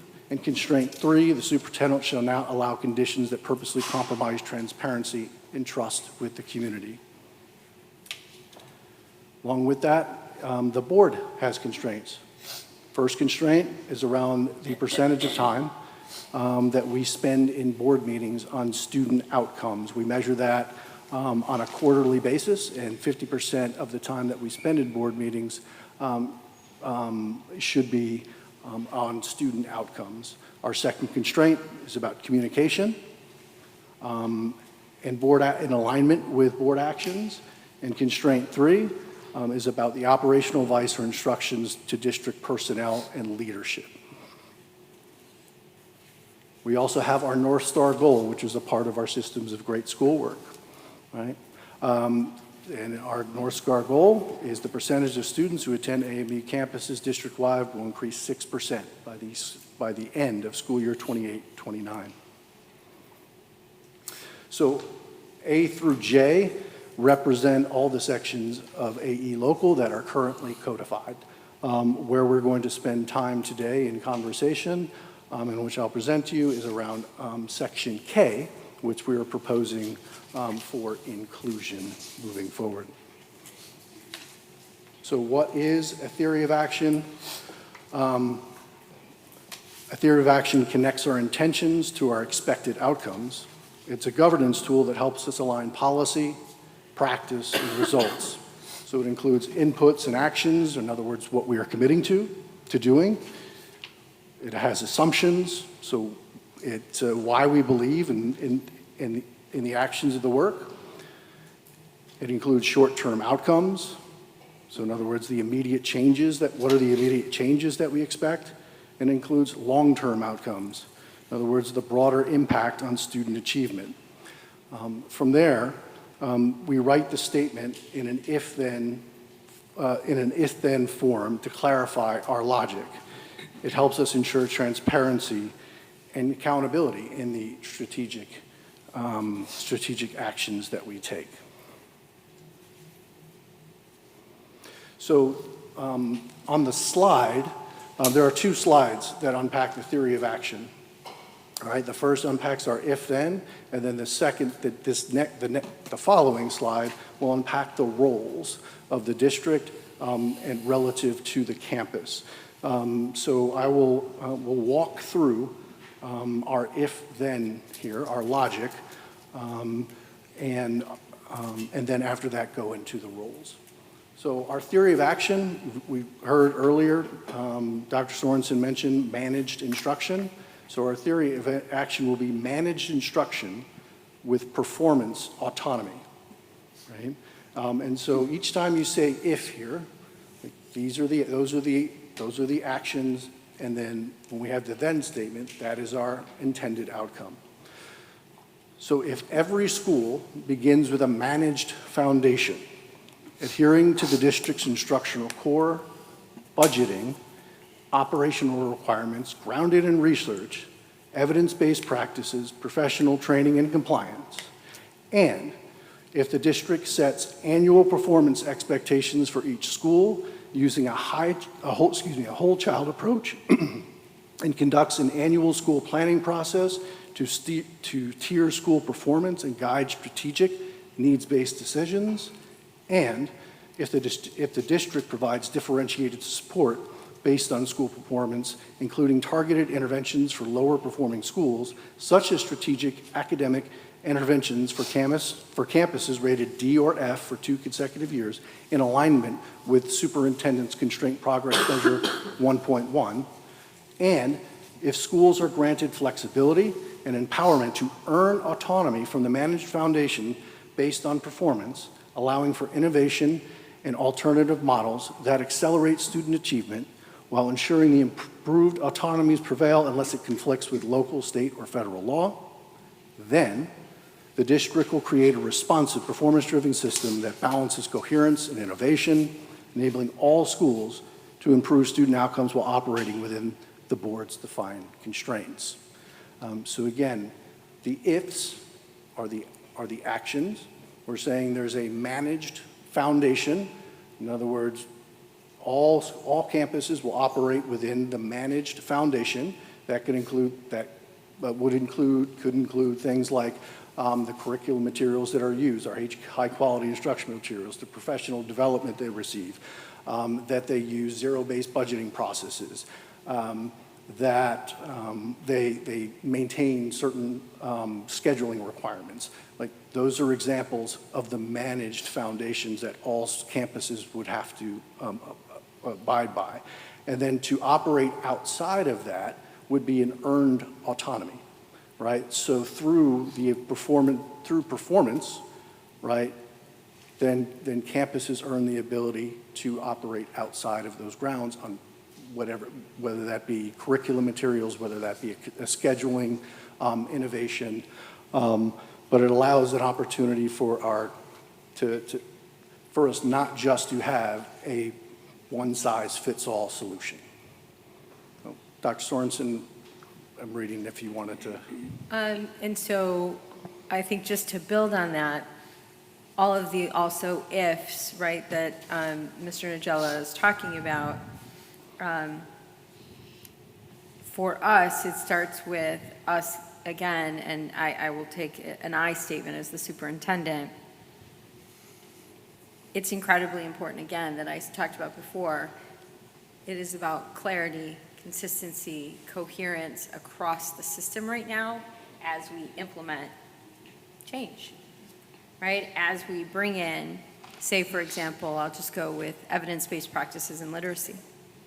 In order for all of our pre-K to 2 teachers to be able to do that, knowing the need, what the data is telling us, we have to have a consistent approach across the district to teaching our children how to read.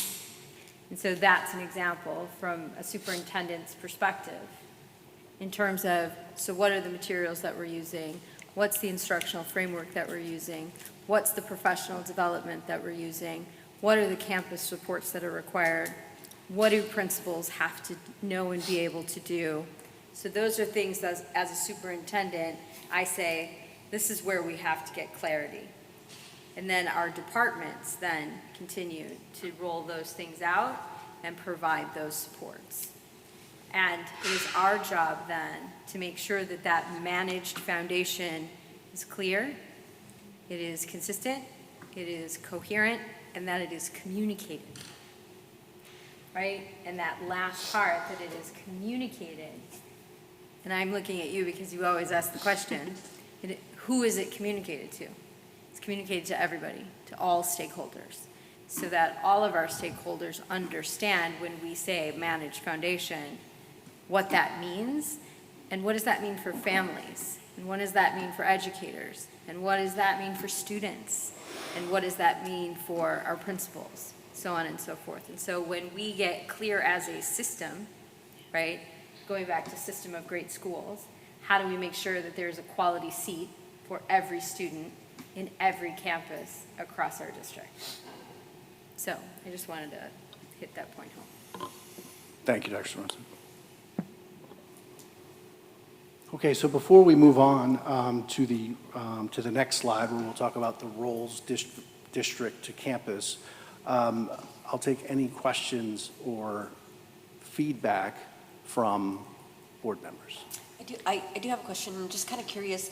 How common is a theory of action, or could be kind of referred to something differently in other school districts, kind of put in policy? Is it common? Is it not?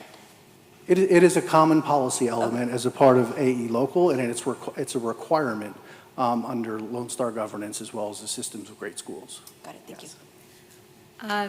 I will tell you, though, maybe Mr. Nagella is attempting to be more politically correct than I will be. If you look at various AE Local policies across the state and theories of action, some are robust and some are a sentence. And I'll add, we currently do not have a theory of action in our board policy. Yes, and we did not have one. And many districts do not. And so we think it's very important to say out loud that it was important to us to not only bring this to you as a board, but to bring it to the community. Again, in transparency, in partnership, so that everyone, all stakeholders could really know and understand the approach that we hope that the board supports with us as we seek to do really transformative work for our students, for our educators, so that we ensure that all kids graduate college and career and military ready. If I could mention, this is also one of the sustainable systems that we're implementing so that when the next board comes in and the next administrators come in, they don't have to reinvent the wheel. We've already done a lot of the work and we've set the bar high. If another board comes in and says, well, scratch all this, I'd like to see what they would replace it with. But these are very high expectations.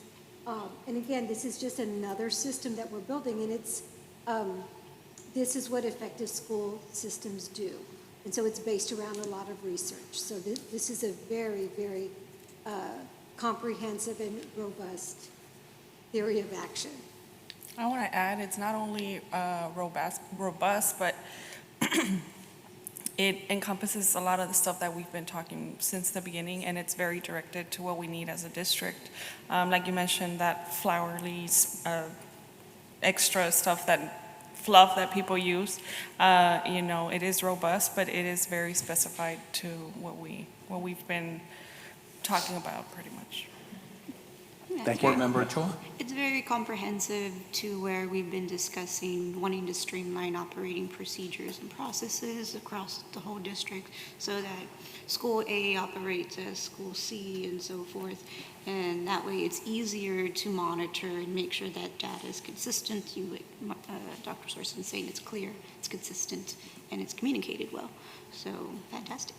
Appreciate it. I just want to say thank you for taking the action to putting this in place. That was exactly my question, if it was there before, and obviously we answered that, so it's good to know that we're making these changes and that the community gets to see that. Thank you. Thank you. In a typical theory of action like this, is it the action statements typically limited to 3, or is that just kind of a specific to our situation, rather?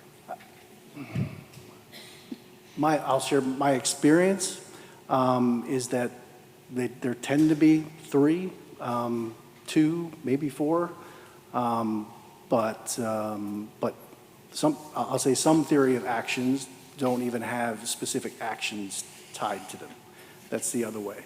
Not all theories of actions are written in the if-then structure, and we as a team evaluated like the if-then logic, like written in that language versus other ways that it's unpacked, and we just felt it was a lot clearer, right, and more actionable in the if-then logic. If I may, Yeah. we review it all as a team. If I may, we review it all as a team, and going through Harvard, I know we keep repeating that, but it really reemphasized how we can translate this kind of work on the day-to-day. So just to make it practical, Joseph really brought 3 or 4 different styles. When we went through the training, one of the things that they asked us to do was a theory of action, and they recommended between 2 to 5, no more than that, because it would be overwhelming and lack of depth. It was more flowers around and fluff.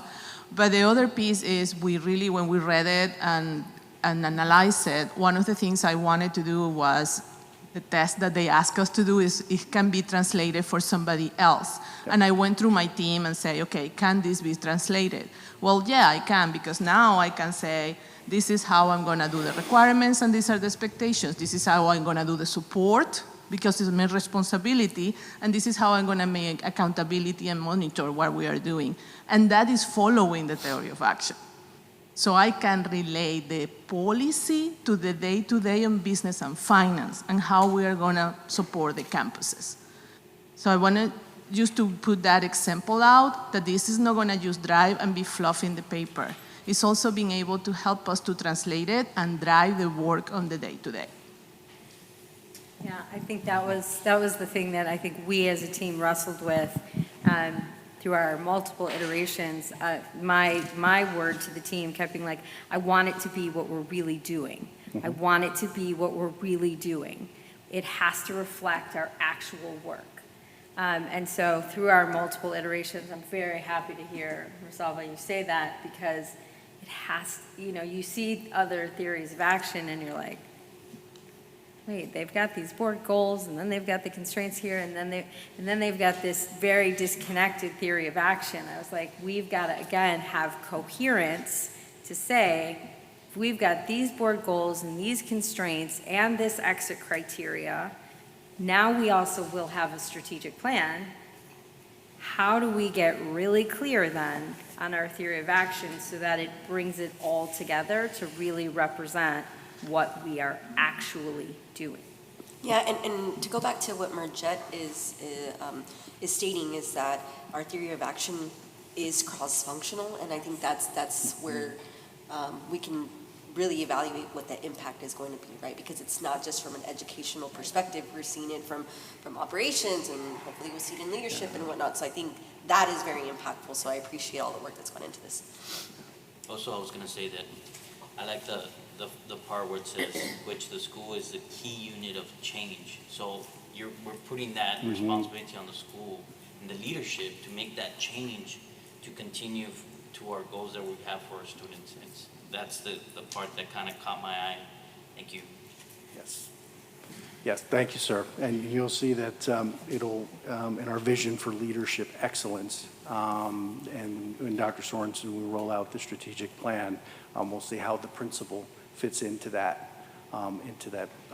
idea as well. So thank you all for sharing that. I would just add to Ms. Pena that, yeah, it's really, and thank you, Ms. Crespo, for making that point, because the other lens we were putting to this is we have to write it in a way where it has multiple points of entry for all stakeholders, right? And that's kind of hard to do, but that includes eliminating edu jargon, right?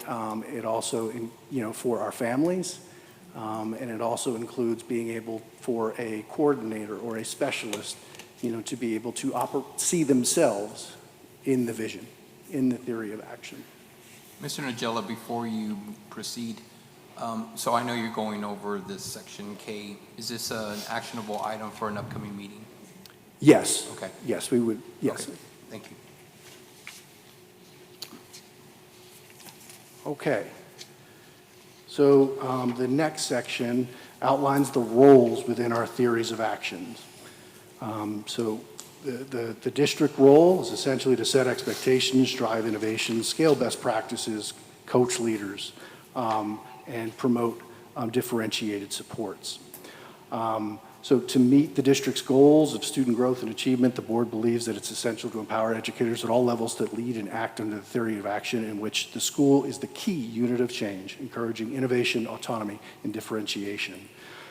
The managed instruction with performance autonomy theory of action is centrally focused on student achievement by defining the district and empowering school communities. The role of the district shall play a leading role in establishing and setting performance expectations, driving research and development, scaling innovation and best practices, coaching and support of school leaders, and ensuring that all respects of our actions and practices promote greater equity among our students. Campus empowerment. School leaders working collaboratively with their leadership teams, teachers, parents, and communities shall have ownership of all that happens within their buildings, a sense of efficacy and urgency, and a conviction that they are empowered to set the vision, strategies, and priorities for their school within the parameters of the district's constraints. So you should see an alignment between our if-then logic and what the roles are between the district and the campus, as well as our vision for the campus to be the essential unit of change. With that, I will happy to take questions, further discussion. Members of the board, do we have any questions? Mr. Nagella? Okay, Mr. Nagella, you may proceed. Okay.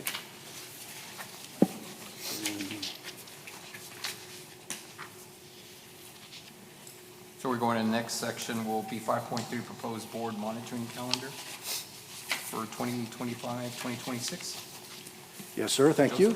So for housekeeping, I will point to another handout in your folders, 11 by 17 poster of the proposed board monitoring calendar, so you can see it all at once. The slides break it up into two halves.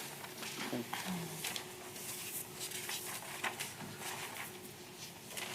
So our calendar is a critical tool in aligning our governance practices with our Lone Star governance framework and ensuring we stay focused on improving student outcomes. This slide outlines the core requirements of the board monitoring calendar. The board monitoring calendar must monitor student outcome goals through GPMs at least 4 times per year. Must evaluate the superintendent annually within 45 days of the board's self-evaluation. Must monitor constraints, constraint progress measures at least once per year. Must conduct a quarterly board self-evaluations. We must ensure that 50% or more of our board meeting time quarterly is spent on student outcomes.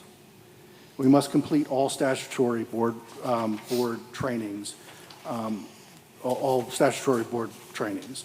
So these requirements help us ensure governance is both compliant and focused on what matters most, student success.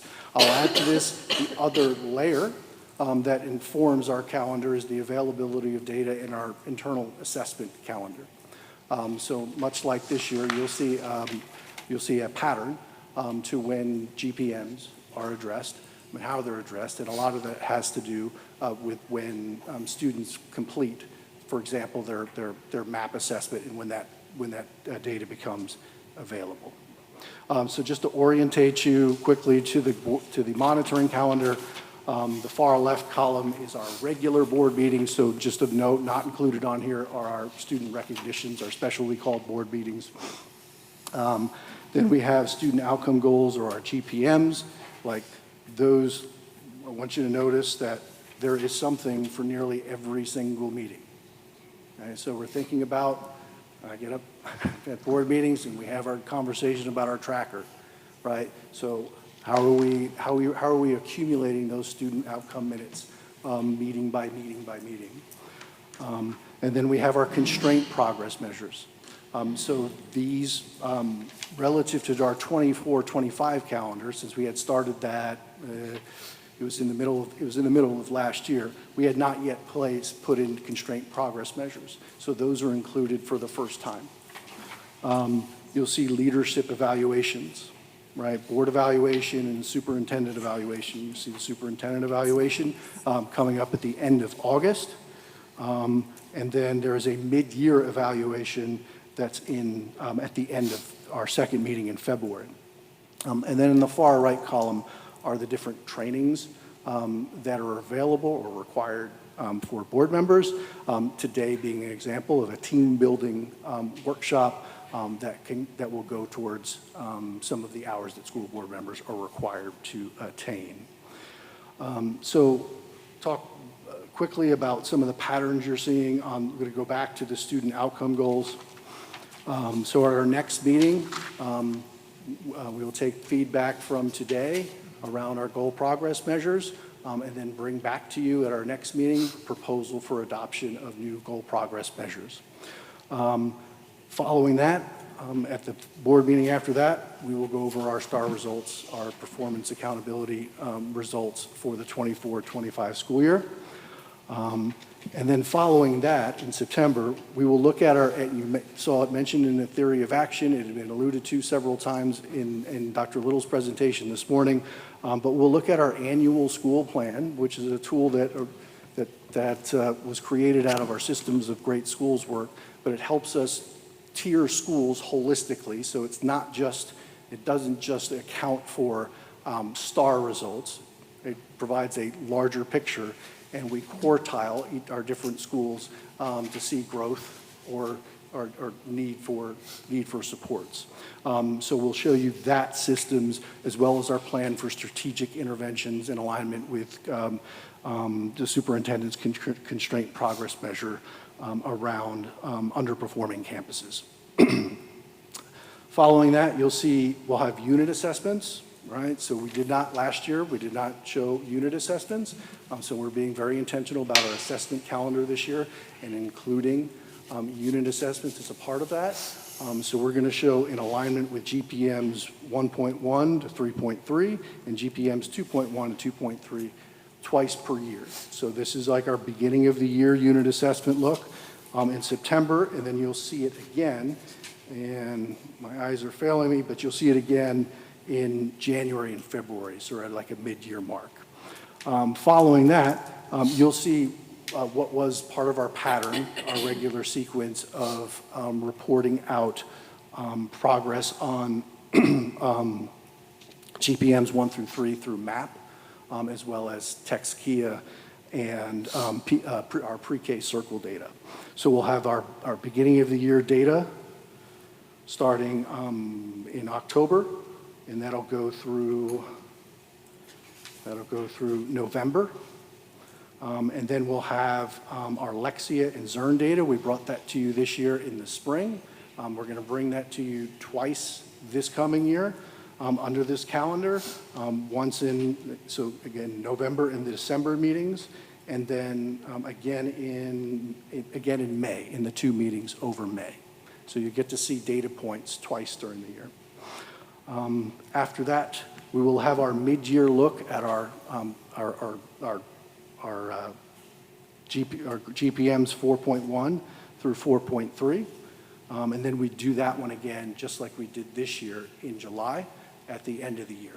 And that aligns with the best times of the year for those, for the particular data that's needed to present. And then you'll notice we have our, in April, I'll draw your attention to April 9 and April 23, where we're going to give you, we're going to go back to the annual school plan, right? And we're going to do mid-year projections, and we're going to talk more about the strategic interventions happening at some of our campuses. So we'll bring data at that point as well. So you're going to see data like at least twice per year, presented to you twice per year in familiar formats. And then we have our end-of-year map data, our end-of-year circle data, and Texkia data in our June meetings like we had this year. Mr. Nugella? Yes, ma'am. For the board and for the community, can you make more clear what we mean by the strategic intervention schools data? Who do we mean there? Yeah, so what we mean there is for example, our ACE campuses. So that is in alignment with the superintendent's constraint around interventions for underperforming campuses for over multiple years. Our ACE campuses are a direct intervention that we're going to be closely monitoring throughout this year. And so also in alignment with the superintendent constraint, where if there are campuses that have been a DRF for more than 2 years, we will have to take an intervention this year. And so we're going to be bringing that to you in terms of what that intervention will look like or what that support will look like. And so we will also then be reporting out on those particular campuses that have been a D or an F for last year and then this year. So we will also then be closely monitoring those campuses because they will be receiving an additional intervention beyond the normal, quote-unquote, campus supports as a result of my constraint. And so we will then be reporting out not only on the ACE campuses, but any particular campus that receives an additional intervention. So that's for September 10th and also the 9th and the 23rd of April, right? Yes, that is correct. Okay. On the constraints, under the constraint columns, draw your attention to a couple things. So on the, where is it? Yeah, on September 24th, 2025, you'll notice that it's constraint progress measures, students with disability conditions, quality IEPs, and MTSS intervention plans. So that'll be an update. You'll receive a specific update that evening on our progress towards, for example, implementing findings from our special education audit, as well as where we are at with our MTSS system implementation at that time. That will again occur in the spring, and I got to find it here. So that'll occur in the spring on May 20th, 2026. So we can track progress towards that.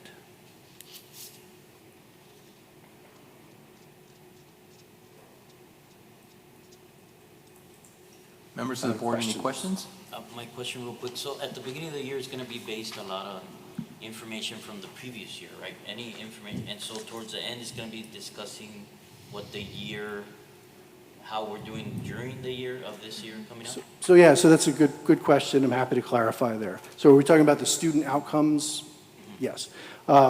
And so, yeah, the August 27th meeting is going to be about our performance on STAR 24 for the 24-25 school year, and our accountability from that. Also included in that is going to be like, what's our response as a district in terms of like what we need to do differently to support campuses.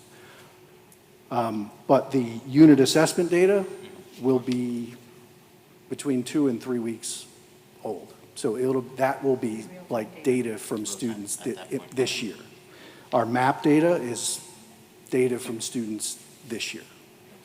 And just to clarify, on the college GPM 4.1, we'll go back to the previous year data of last year because it will be updated. Dr. Little, is that correct? Yeah, I'll have Dr. Little, if you would address that about how the data comes in for the. Yeah, so we'll be able to look back to the prior year as that got updated, because as students are finishing through sometime in August, we actually get to count it for part of last year. But the other thing we'll be able to look at here is based on the fall semester, like how many students are still on track to complete by the end of the year. Thank you.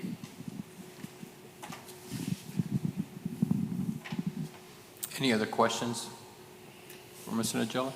I don't have a question, but I do have a comment. I looked over to Dr. Sorensen and I asked Dr. Sorensen, I was like, this is the first time we have something like this, right? Because I don't think we've had something like this in place. So I think this is kind of reiterates our commitment to making sure that we're focusing on student outcomes. So appreciate just kind of the layout and the expectation, right? So we know what we're up against, the community knows what's coming too. So thank you guys for putting this together for us. Thank you, Ms. Payne. Thank you. And the other piece that I would add, Board President, if you'll allow me, Please. is in addition to that, just so you're not like, okay, so board meetings will be how long? We also took a step back, and so, for example, like Ms. Miller is working on year at a glance, right? And so at what time of year do we need to bring you presentations on staffing? Or what time of year do we need to bring you presentations about budget? At what time of year would we need to bring you presentations about a technology plan that is going to be rolled out that we're very excited about? You'll get to hear a presentation from Mr. Mayasi. We're very excited for him to do a presentation. He does talk, I promise. And so we're just really excited for like plotting all of that out as well, because there are going to be other topics, right? What you will hear from us in addition is that once we roll out the strategic plan, you're going to want to know from me, how am I tracking and monitoring the things that are also in the strategic plan, promises that we're making to the community that we're going to take action on. And so Mr. Nagella is also going to, show how we're tracking and monitoring that. Mirjette, Ms. Crespo had an audit last year, right? And so you guys will want to know, are we making progress on the things from the audit? And so this board monitoring calendar is really ensuring, as a part of Lone Star governance, that we are making student outcomes, number one, the most important thing that we're talking about, and we will also be reporting out on other topics, not only as your role and responsibility as board members, but our responsibility to you to keep you informed on other operational and administrative things, and to the community. Thank you, Dr. Sorensen. Mr. Nagella, anything else? No, sir. Thank you very much. Great presentation. Thank you. Next item on the agenda is Dr. Barrera, proposed board operation procedures, 5.4.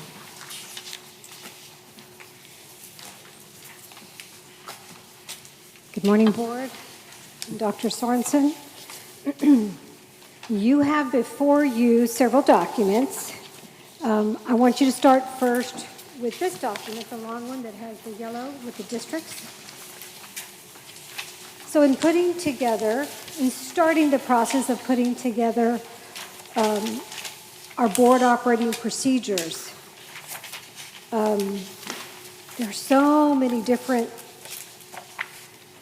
examples that are available to see. So I just pulled all of these different examples of board operating procedures from the districts that you see, and I believe there's 11, and it's a variety of sizes. And then I actually listed underneath all the areas and sections of the board operating procedures that they have. You'll notice there are some that are very, very extensive, like Dallas ISD has extensive one, Fort Worth, and Northeast and San Antonio. Those are all very extensive. Then there's really short ones like College Station. Midlothian also has a shorter one. San Antonio ISD's doesn't have as many sections as well. So there's a variety of ways that we can do this. So what I did was I took the ones that seemed to be the most common and prevalent, and I made those sections, so started a document. Then I took our board policy at La Jolla ISD, and I inserted what our policy says that we should do, or that we are doing, right? Most of it is local policy. And if you'll go to your board operating procedures manual that you have in front of you, as you leaf through it, you'll see a lot of red. So all the red places, that is your board policy. So basically, I went and cut and pasted what your policy says, and I wanted to reference it so you could see where that's coming from. So these are already things that we should be doing, right? So I wanted to come with some kind of a draft for you, a framework for us to build on. So that's what this is. If you have any feedback for this, I'm open to that. Does anybody have any questions up until this point? Yeah, so just so I'm clear, what we're seeing in red is proposed additions or edits? Let's see, do we have red? No, the red is the board policy. Gotcha. You're Yeah. just calling out red. Yes, I'm just referencing it, and I put it in red just so you can see. All of this is your policy. Thank you.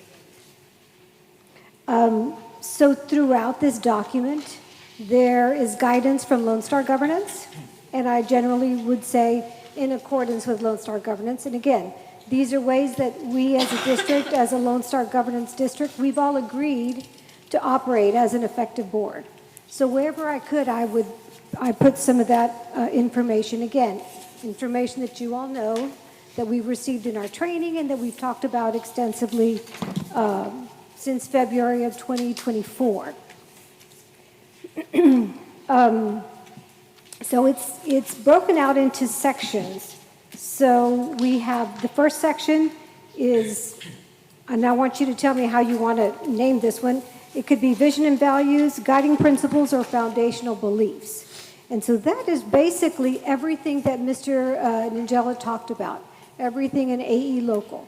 So we're just telling the community if they choose to look at this document, these are our guiding principles, our mission, our vision, our goals, superintendent constraints, board constraints.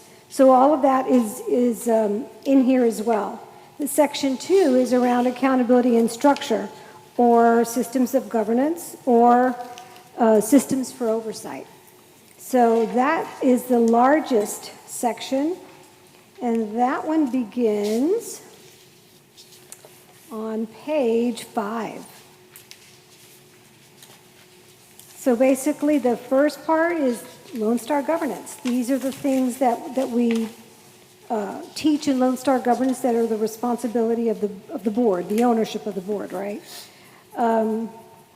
Then we go on to roles and responsibilities of board members on page 6, referencing BBE local, board authority. There's referencing BE legal. And I do have to add that Philip Fresnay also has helped with this document to create this framework for you guys. So he's inserted some of the legal policy that should provide guidance as well. Then we talk about transacting business, right? Individual authority for committing the board. Who can do that? Individual access to information. Then on page 7, limitations, requests for records, requests for reports, confidentiality, referring complaints, visits to district facilities, roles and responsibilities of officers. And then we go into meeting procedures. The meeting time and place, when do we meet? the agenda, how it's made up, notice to members.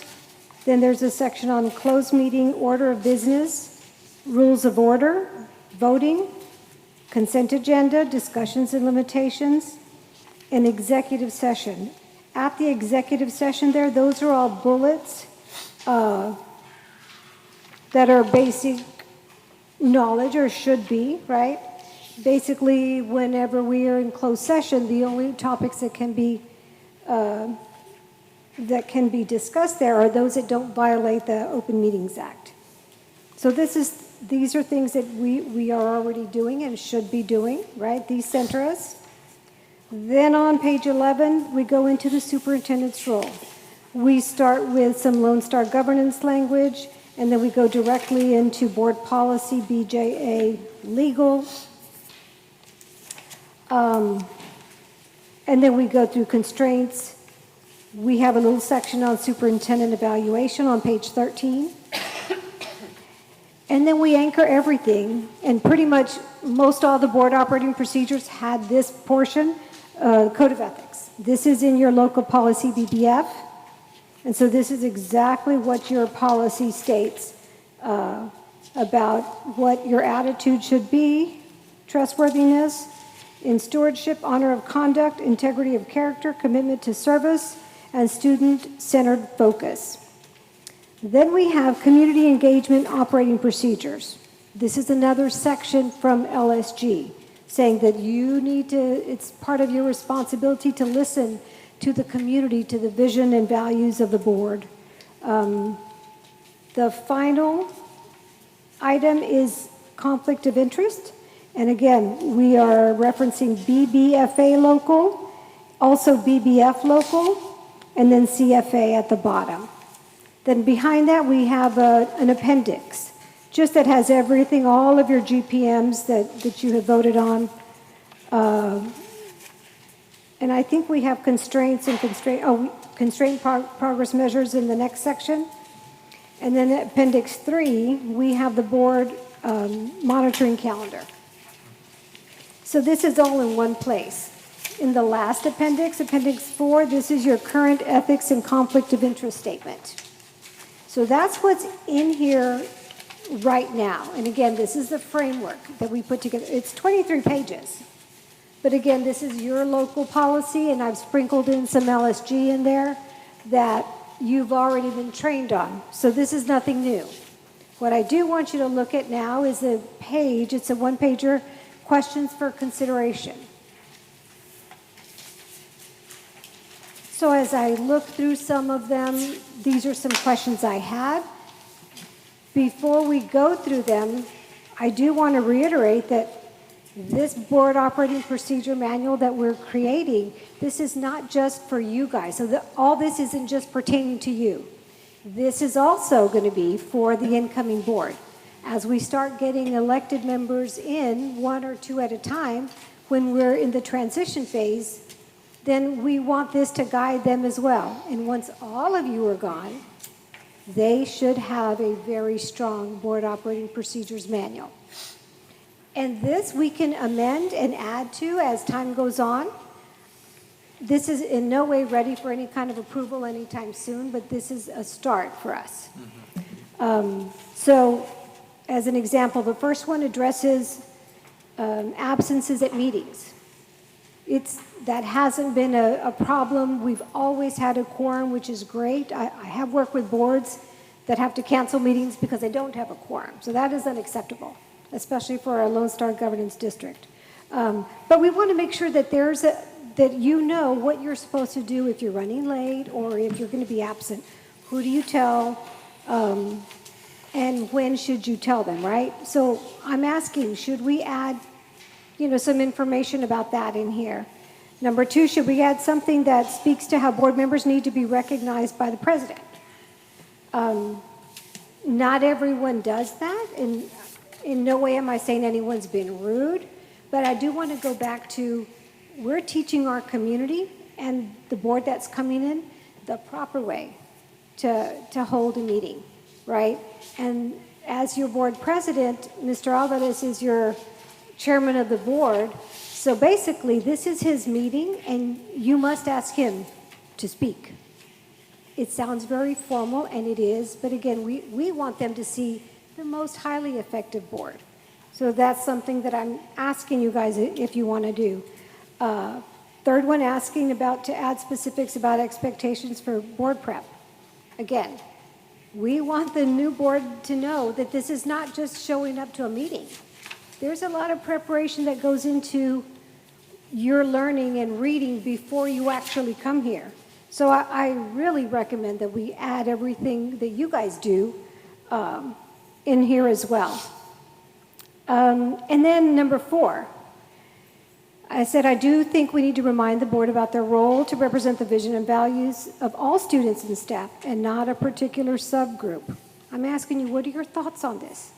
And the reason I say this is because boards get in trouble, right, politically speaking, whenever board members represent a group of people, whether it be a group of the adults, a group of the community, or a group of the, the student body, right? You represent all the vision and values. And so we want to make clear that everyone that comes and sits at this table together, at this dais together, you're representing everybody's vision and values. So we want to make sure that if there's any specific small group, questions that burning questions that you have to know and you want to ask, that's totally appropriate. You can do that in board prep. Again, at this meeting, we should be discussing the vision and values of all students. Number 5, should we address board members and social media? There's some board operating procedures that do this. And again, in what I've seen within this community, the local community,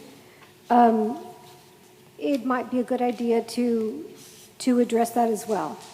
Number 6, expectations for hearing complaints from the community.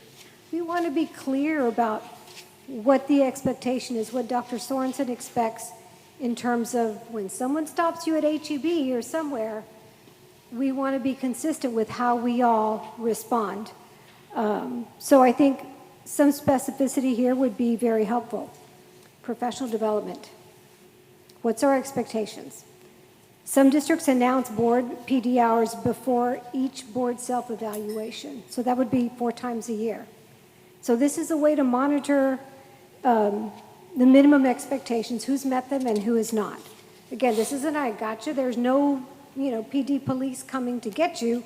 However, we do want to model for our community that part of your role is learning and meeting these expectations. And then specifics for executive session. We've talked about, grievances. We've talked about limiting sidebar conversations. We've talked about the goal being get our work done in executive session and coming out quickly. I said, do we need to add some specific expectations for communicating among board members and with the superintendent, the attorneys, the conservator? And basically here we want to make sure that there's courteous professional communication. There has been some issues in many, many boards that have issues with this, right? And people you've known each other for so long if you grew up together. And so then you get to be, or not you, boards get to be informal with one another. And again, once that happens, everything goes south. So again, we're trying to maintain the highest level of effectiveness as a board. And to do that, we need to be effective here in the boardroom and also there in executive session. And then board of managers, I think we should add a section for board of managers. People are curious to see how it works and how long we're going to be here. And then finally, the conflict of interest statement that you guys signed. You signed it upon your appointment here at La Jolla ISD as a board of managers. The current policy that La Jolla has is very, very vague and loose. It just says that you need to have one. So we have it. It's on file. If anyone wants to see it, we've got them, right? My suggestion is that we update it on a yearly basis. And that's a good practice because every year, whenever there's a new board as well, we want everyone to have to sign their name and date it, like, okay, we reminded you again on this day, and there's evidence because you signed it, that you're aware of conflict of interest potential in your role as a board member. So these are just some notes that I wanted to bring to you for consideration. Thoughts, anybody? We're not going to go through each of these and discuss each of these right now, but overall thoughts on the process and where we are, or questions? Members of the board, do you have any questions for Dr. Barrera? I have a thought. I think for the first one, you mentioned about absences or running late. I think all of us have maybe come to that problem situation at one point or another. And I know for me, when I'm sometimes running late, I'm like, okay, who do I message? Who do I? Right. Is it Dr. Sorensen? Yeah. Is it sometimes Madi? Is it Julian? Mr. Alvarez? Like, I'm like, ugh. So I think that would be a good thing to. Well, that's something that this is your board operating procedures. Again, I helped you by putting together your policy, but these are things that we want you to talk about and decide on. And so the first thing that I'm going to ask you is that you email me individually any thoughts on any specific thing here. And then for the next meeting, I'll make some edits to the document based on your feedback and bring that to you. We're not going to approve this right away. We're going to work on it for a while. It may take a few months, and that's okay. We want this to be a really good, comprehensive document that meets the needs of this board and then of the future board.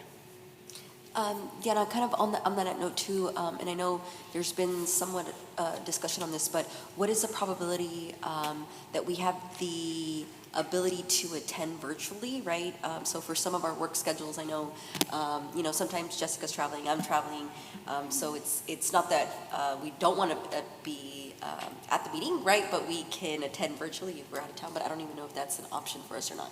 Mr. Mayasi will be more than happy to answer that question for us.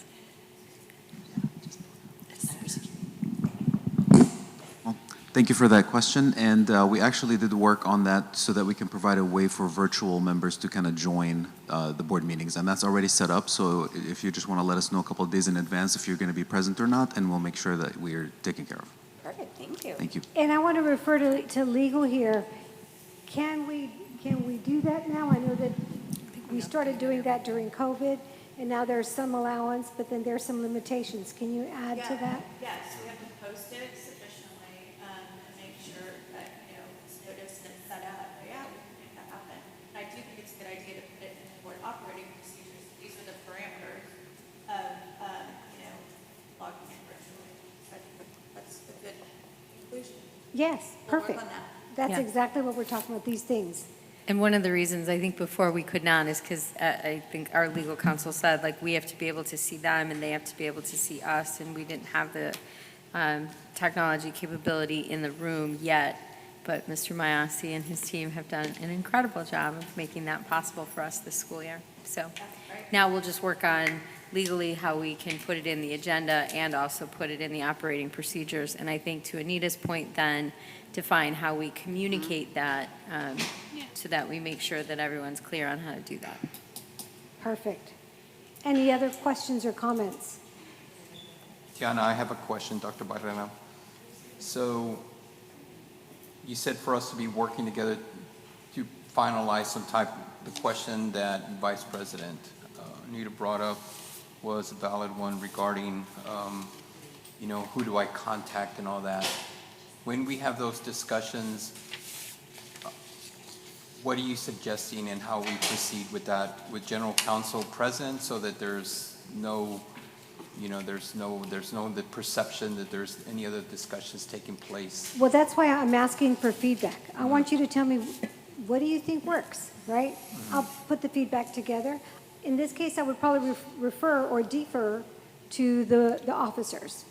So I would ask the three of you to come together, maybe come up with something that you think is appropriate, right? And I would say talk with Dr. Sorensen to make sure that she is in agreement with it. And then we present that, right? Somebody gets back to me and says, hey, we met, and this is what we really, we're recommending, right? And then once I get feedback from everybody, I'll come back and tell you, okay, it looks like I haven't heard anything on these items, and we might actually say, do we want these items to be in there or not? And then we go from there. So this is just going to be an iterative process. But again, this is your manual, so your voices are definitely needed here. Your opinions matter. And again, don't just think about you as a board, think about the board that's coming in. Board President, if you don't mind. Yes, please, Dr. Sorensen. To your point, though, if that is something that when we meet as officers with Dr. Barrera, if you would like legal counsel to be present, I'm more than happy to request it. Yeah, I mean, these are valid questions and a task of us. I certainly understand. I have a certain perspective, or I should say, opinion on virtual meetings. I know that we're limited on sometimes when we travel and all that, but I've been to many meetings where members of either staff or a board or virtually, and it's just, we'd really have to set parameters on what we could do. I mean, the background's bad, music is bad, there's talking over one another, there's seems to be no, so if we do decide to do that, I certainly would like some serious discussion on how we would allow that to happen, because like I said, I've been to many workshops, or I've been involved in many meetings where they should have just not even attended, so.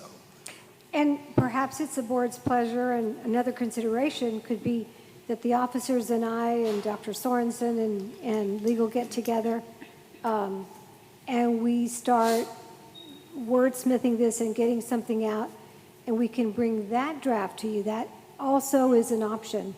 I just want to make the best use of your time, and I want you to have a document at the end of this that you're proud of and that really reflects what you feel should be in there. And then my guidance is always going to be LSG. Is this a highly effective expectation or not? And then, of course, Dr. Sorensen's is always invaluable, as well as legal. So, President Alvarez, do you think that would be a better option to start with the three of you and us working together?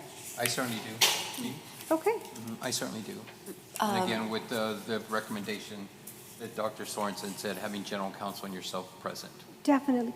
And is there anything else that we haven't addressed here that we should address? I'm thinking about when or if we have any board member meetings with the public, to have something specified, like who's going to announce it, where is it going to happen, with how much time in advance, and at what type of a place are we going to hold it? Just Which because meeting? historically, Which meeting are you referring to? like if historically, because we're setting this for the future, I want to say board members would hold a meeting to talk to the public in like Peter Piper, and 5 or 6 people would attend. She's having great success. The superintendent is doing that now, and great outcome from the community. So to have something, if it's needed, for how. This is for you. I don't think it's appropriate to get community feedback here. This is for the board. This is how you're going to operate as a board. So I think if the officers came to the rest of the board with a draft for you to say yes or no, or I don't like this and that, then I think that's more appropriate. I think, Rosalba, you're saying it more from a perspective of expectations when we're out at the community, right, versus getting community feedback? To have something set up, like we're talking about having things set up for virtual things. So I don't know, I'm just like kind of having whenever something laid out. Whenever these community meetings occur, you want to be able to attend virtually rather than in person? No. No? Well, I mean, if that case is needed, but just to add something, have it available to the list for like how it's going to be conducted. We're talking of how we're going to, get the agenda out on a specific time, or how we're going to work with virtual meetings, or how we need to announce, by law when there's going to be something. So I'm just, whenever we're going to have a meeting with the public, or not specifically us, but in the future, I guess, set some limitations on Okay, how, I made a when is note it of going to that be one. announced, stuff like that. Okay, thank you. Diana, I'm really curious to see, excuse me, to see how other boards address social media, because I know I think that is the wild, wild west if we think about social media, right? So if we can get just kind of some best practices or what other boards are using to kind of I can do create some some research. parameters on this, that would be helpful. Sure, I can do that. Diana, do you still want us to email you, if we have some thoughts on these directly to you? Do that, and then I'll take your comments to the small group. Please do that. Yeah, that's why I was just Yes. trying to kind of clear it up Yes, to. good job. Yes. Okay. Yeah, Thank we you for certainly- clarifying. We certainly don't want to convey the message that it's just going to be the three board or Correct. executive. It's everybody's input. It's Right. everybody's- But Yeah, I just was so just- that we stay within, the transparency and being able to just, we don't want folks to think that we're talking policy or we have more than 4 members speaking at one time. But So, this also good speaks to your recommendation. role as leaders. This Yeah. is definitely, a leadership activity. And again, we're not approving anything at this point. Right now, we're just putting it together. And there's going to be some things that we like, not like, and we wordsmith it until it gets to a point where we all, or you all, approve what's in there and want to move forward with it. Anything else that you would like us to consider or you would like the team to consider? Any other issues? No, this is really good, Diana, Dr. Barrera, this is really good information. Is there a hard date that we have to have all this completed by? No. Okay. It's in progress. Okay. Yes. We needed to start the process, and so to do that, we have a basic document, right, with some questions to guide us. And I promise you, as you start thinking about these things, you're going to say, oh, we should probably add this or that. So any thoughts like that, please send them my way. Any thoughts, strong thoughts, either of support or of non-support, can't think of the word right now, then please do let me know on any of these questions. Or if you think of any new questions or considerations, please let me know, and I'll compile those and bring them to the small group meeting. Dr. Margot, did you have a question or a comment? No? Do we have any questions or remarks for Dr. Barrera? Board President, if I could. Yes, ma'am. please. To Vice President Chavez's comment, though, in the meantime, would you mind if we took a stab at just even answering your first question? Because before we get this done, I am certain somebody's going to get a cold. Right, and so you will want to know who to call and what the process should be. So in the meantime, would you guys permit us to draft something around that particular protocol? So that at least that question is answered in the meantime? I just texted. Okay, but I mean, is that permissible for in Yes. the meantime? Great idea. Okay, thank you, And I'm glad she brought that up. thank you. All right, seeing that we have no further questions or remarks for Dr. Barrera, thank you very much, Dr. Barrera, and thank you for making the trip to South Texas. Ladies and gentlemen, next item on the agenda is our closed session of the meeting. Meeting will be held for the purposes authorized by the Texas Open Meetings Act, Texas Government Code Sections 551.001, concerning any and all purposes permitted by the act, including but not limited to the sections and purposes listed. The time is 11:41 a.m. We are now going into closed session. Ladies and gentlemen, we're back from closed session. It is 12:52 p.m. Next item on the agenda is number 8, school board members. Do any of us have any comments or remarks before we adjourn? And I turn it over to Dr. Sorensen. Any board members? Yes, one, I just want to say thank you to everybody here. I know there's been a lot of work kind of coming into it. There's a lot of work going on right now with our teachers and our leadership and all the efforts that are going into making sure we have a great school year.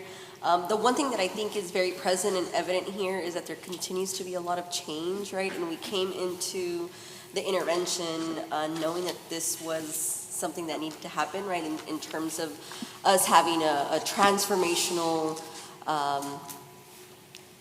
transformational change, right? We knew that that needed to happen.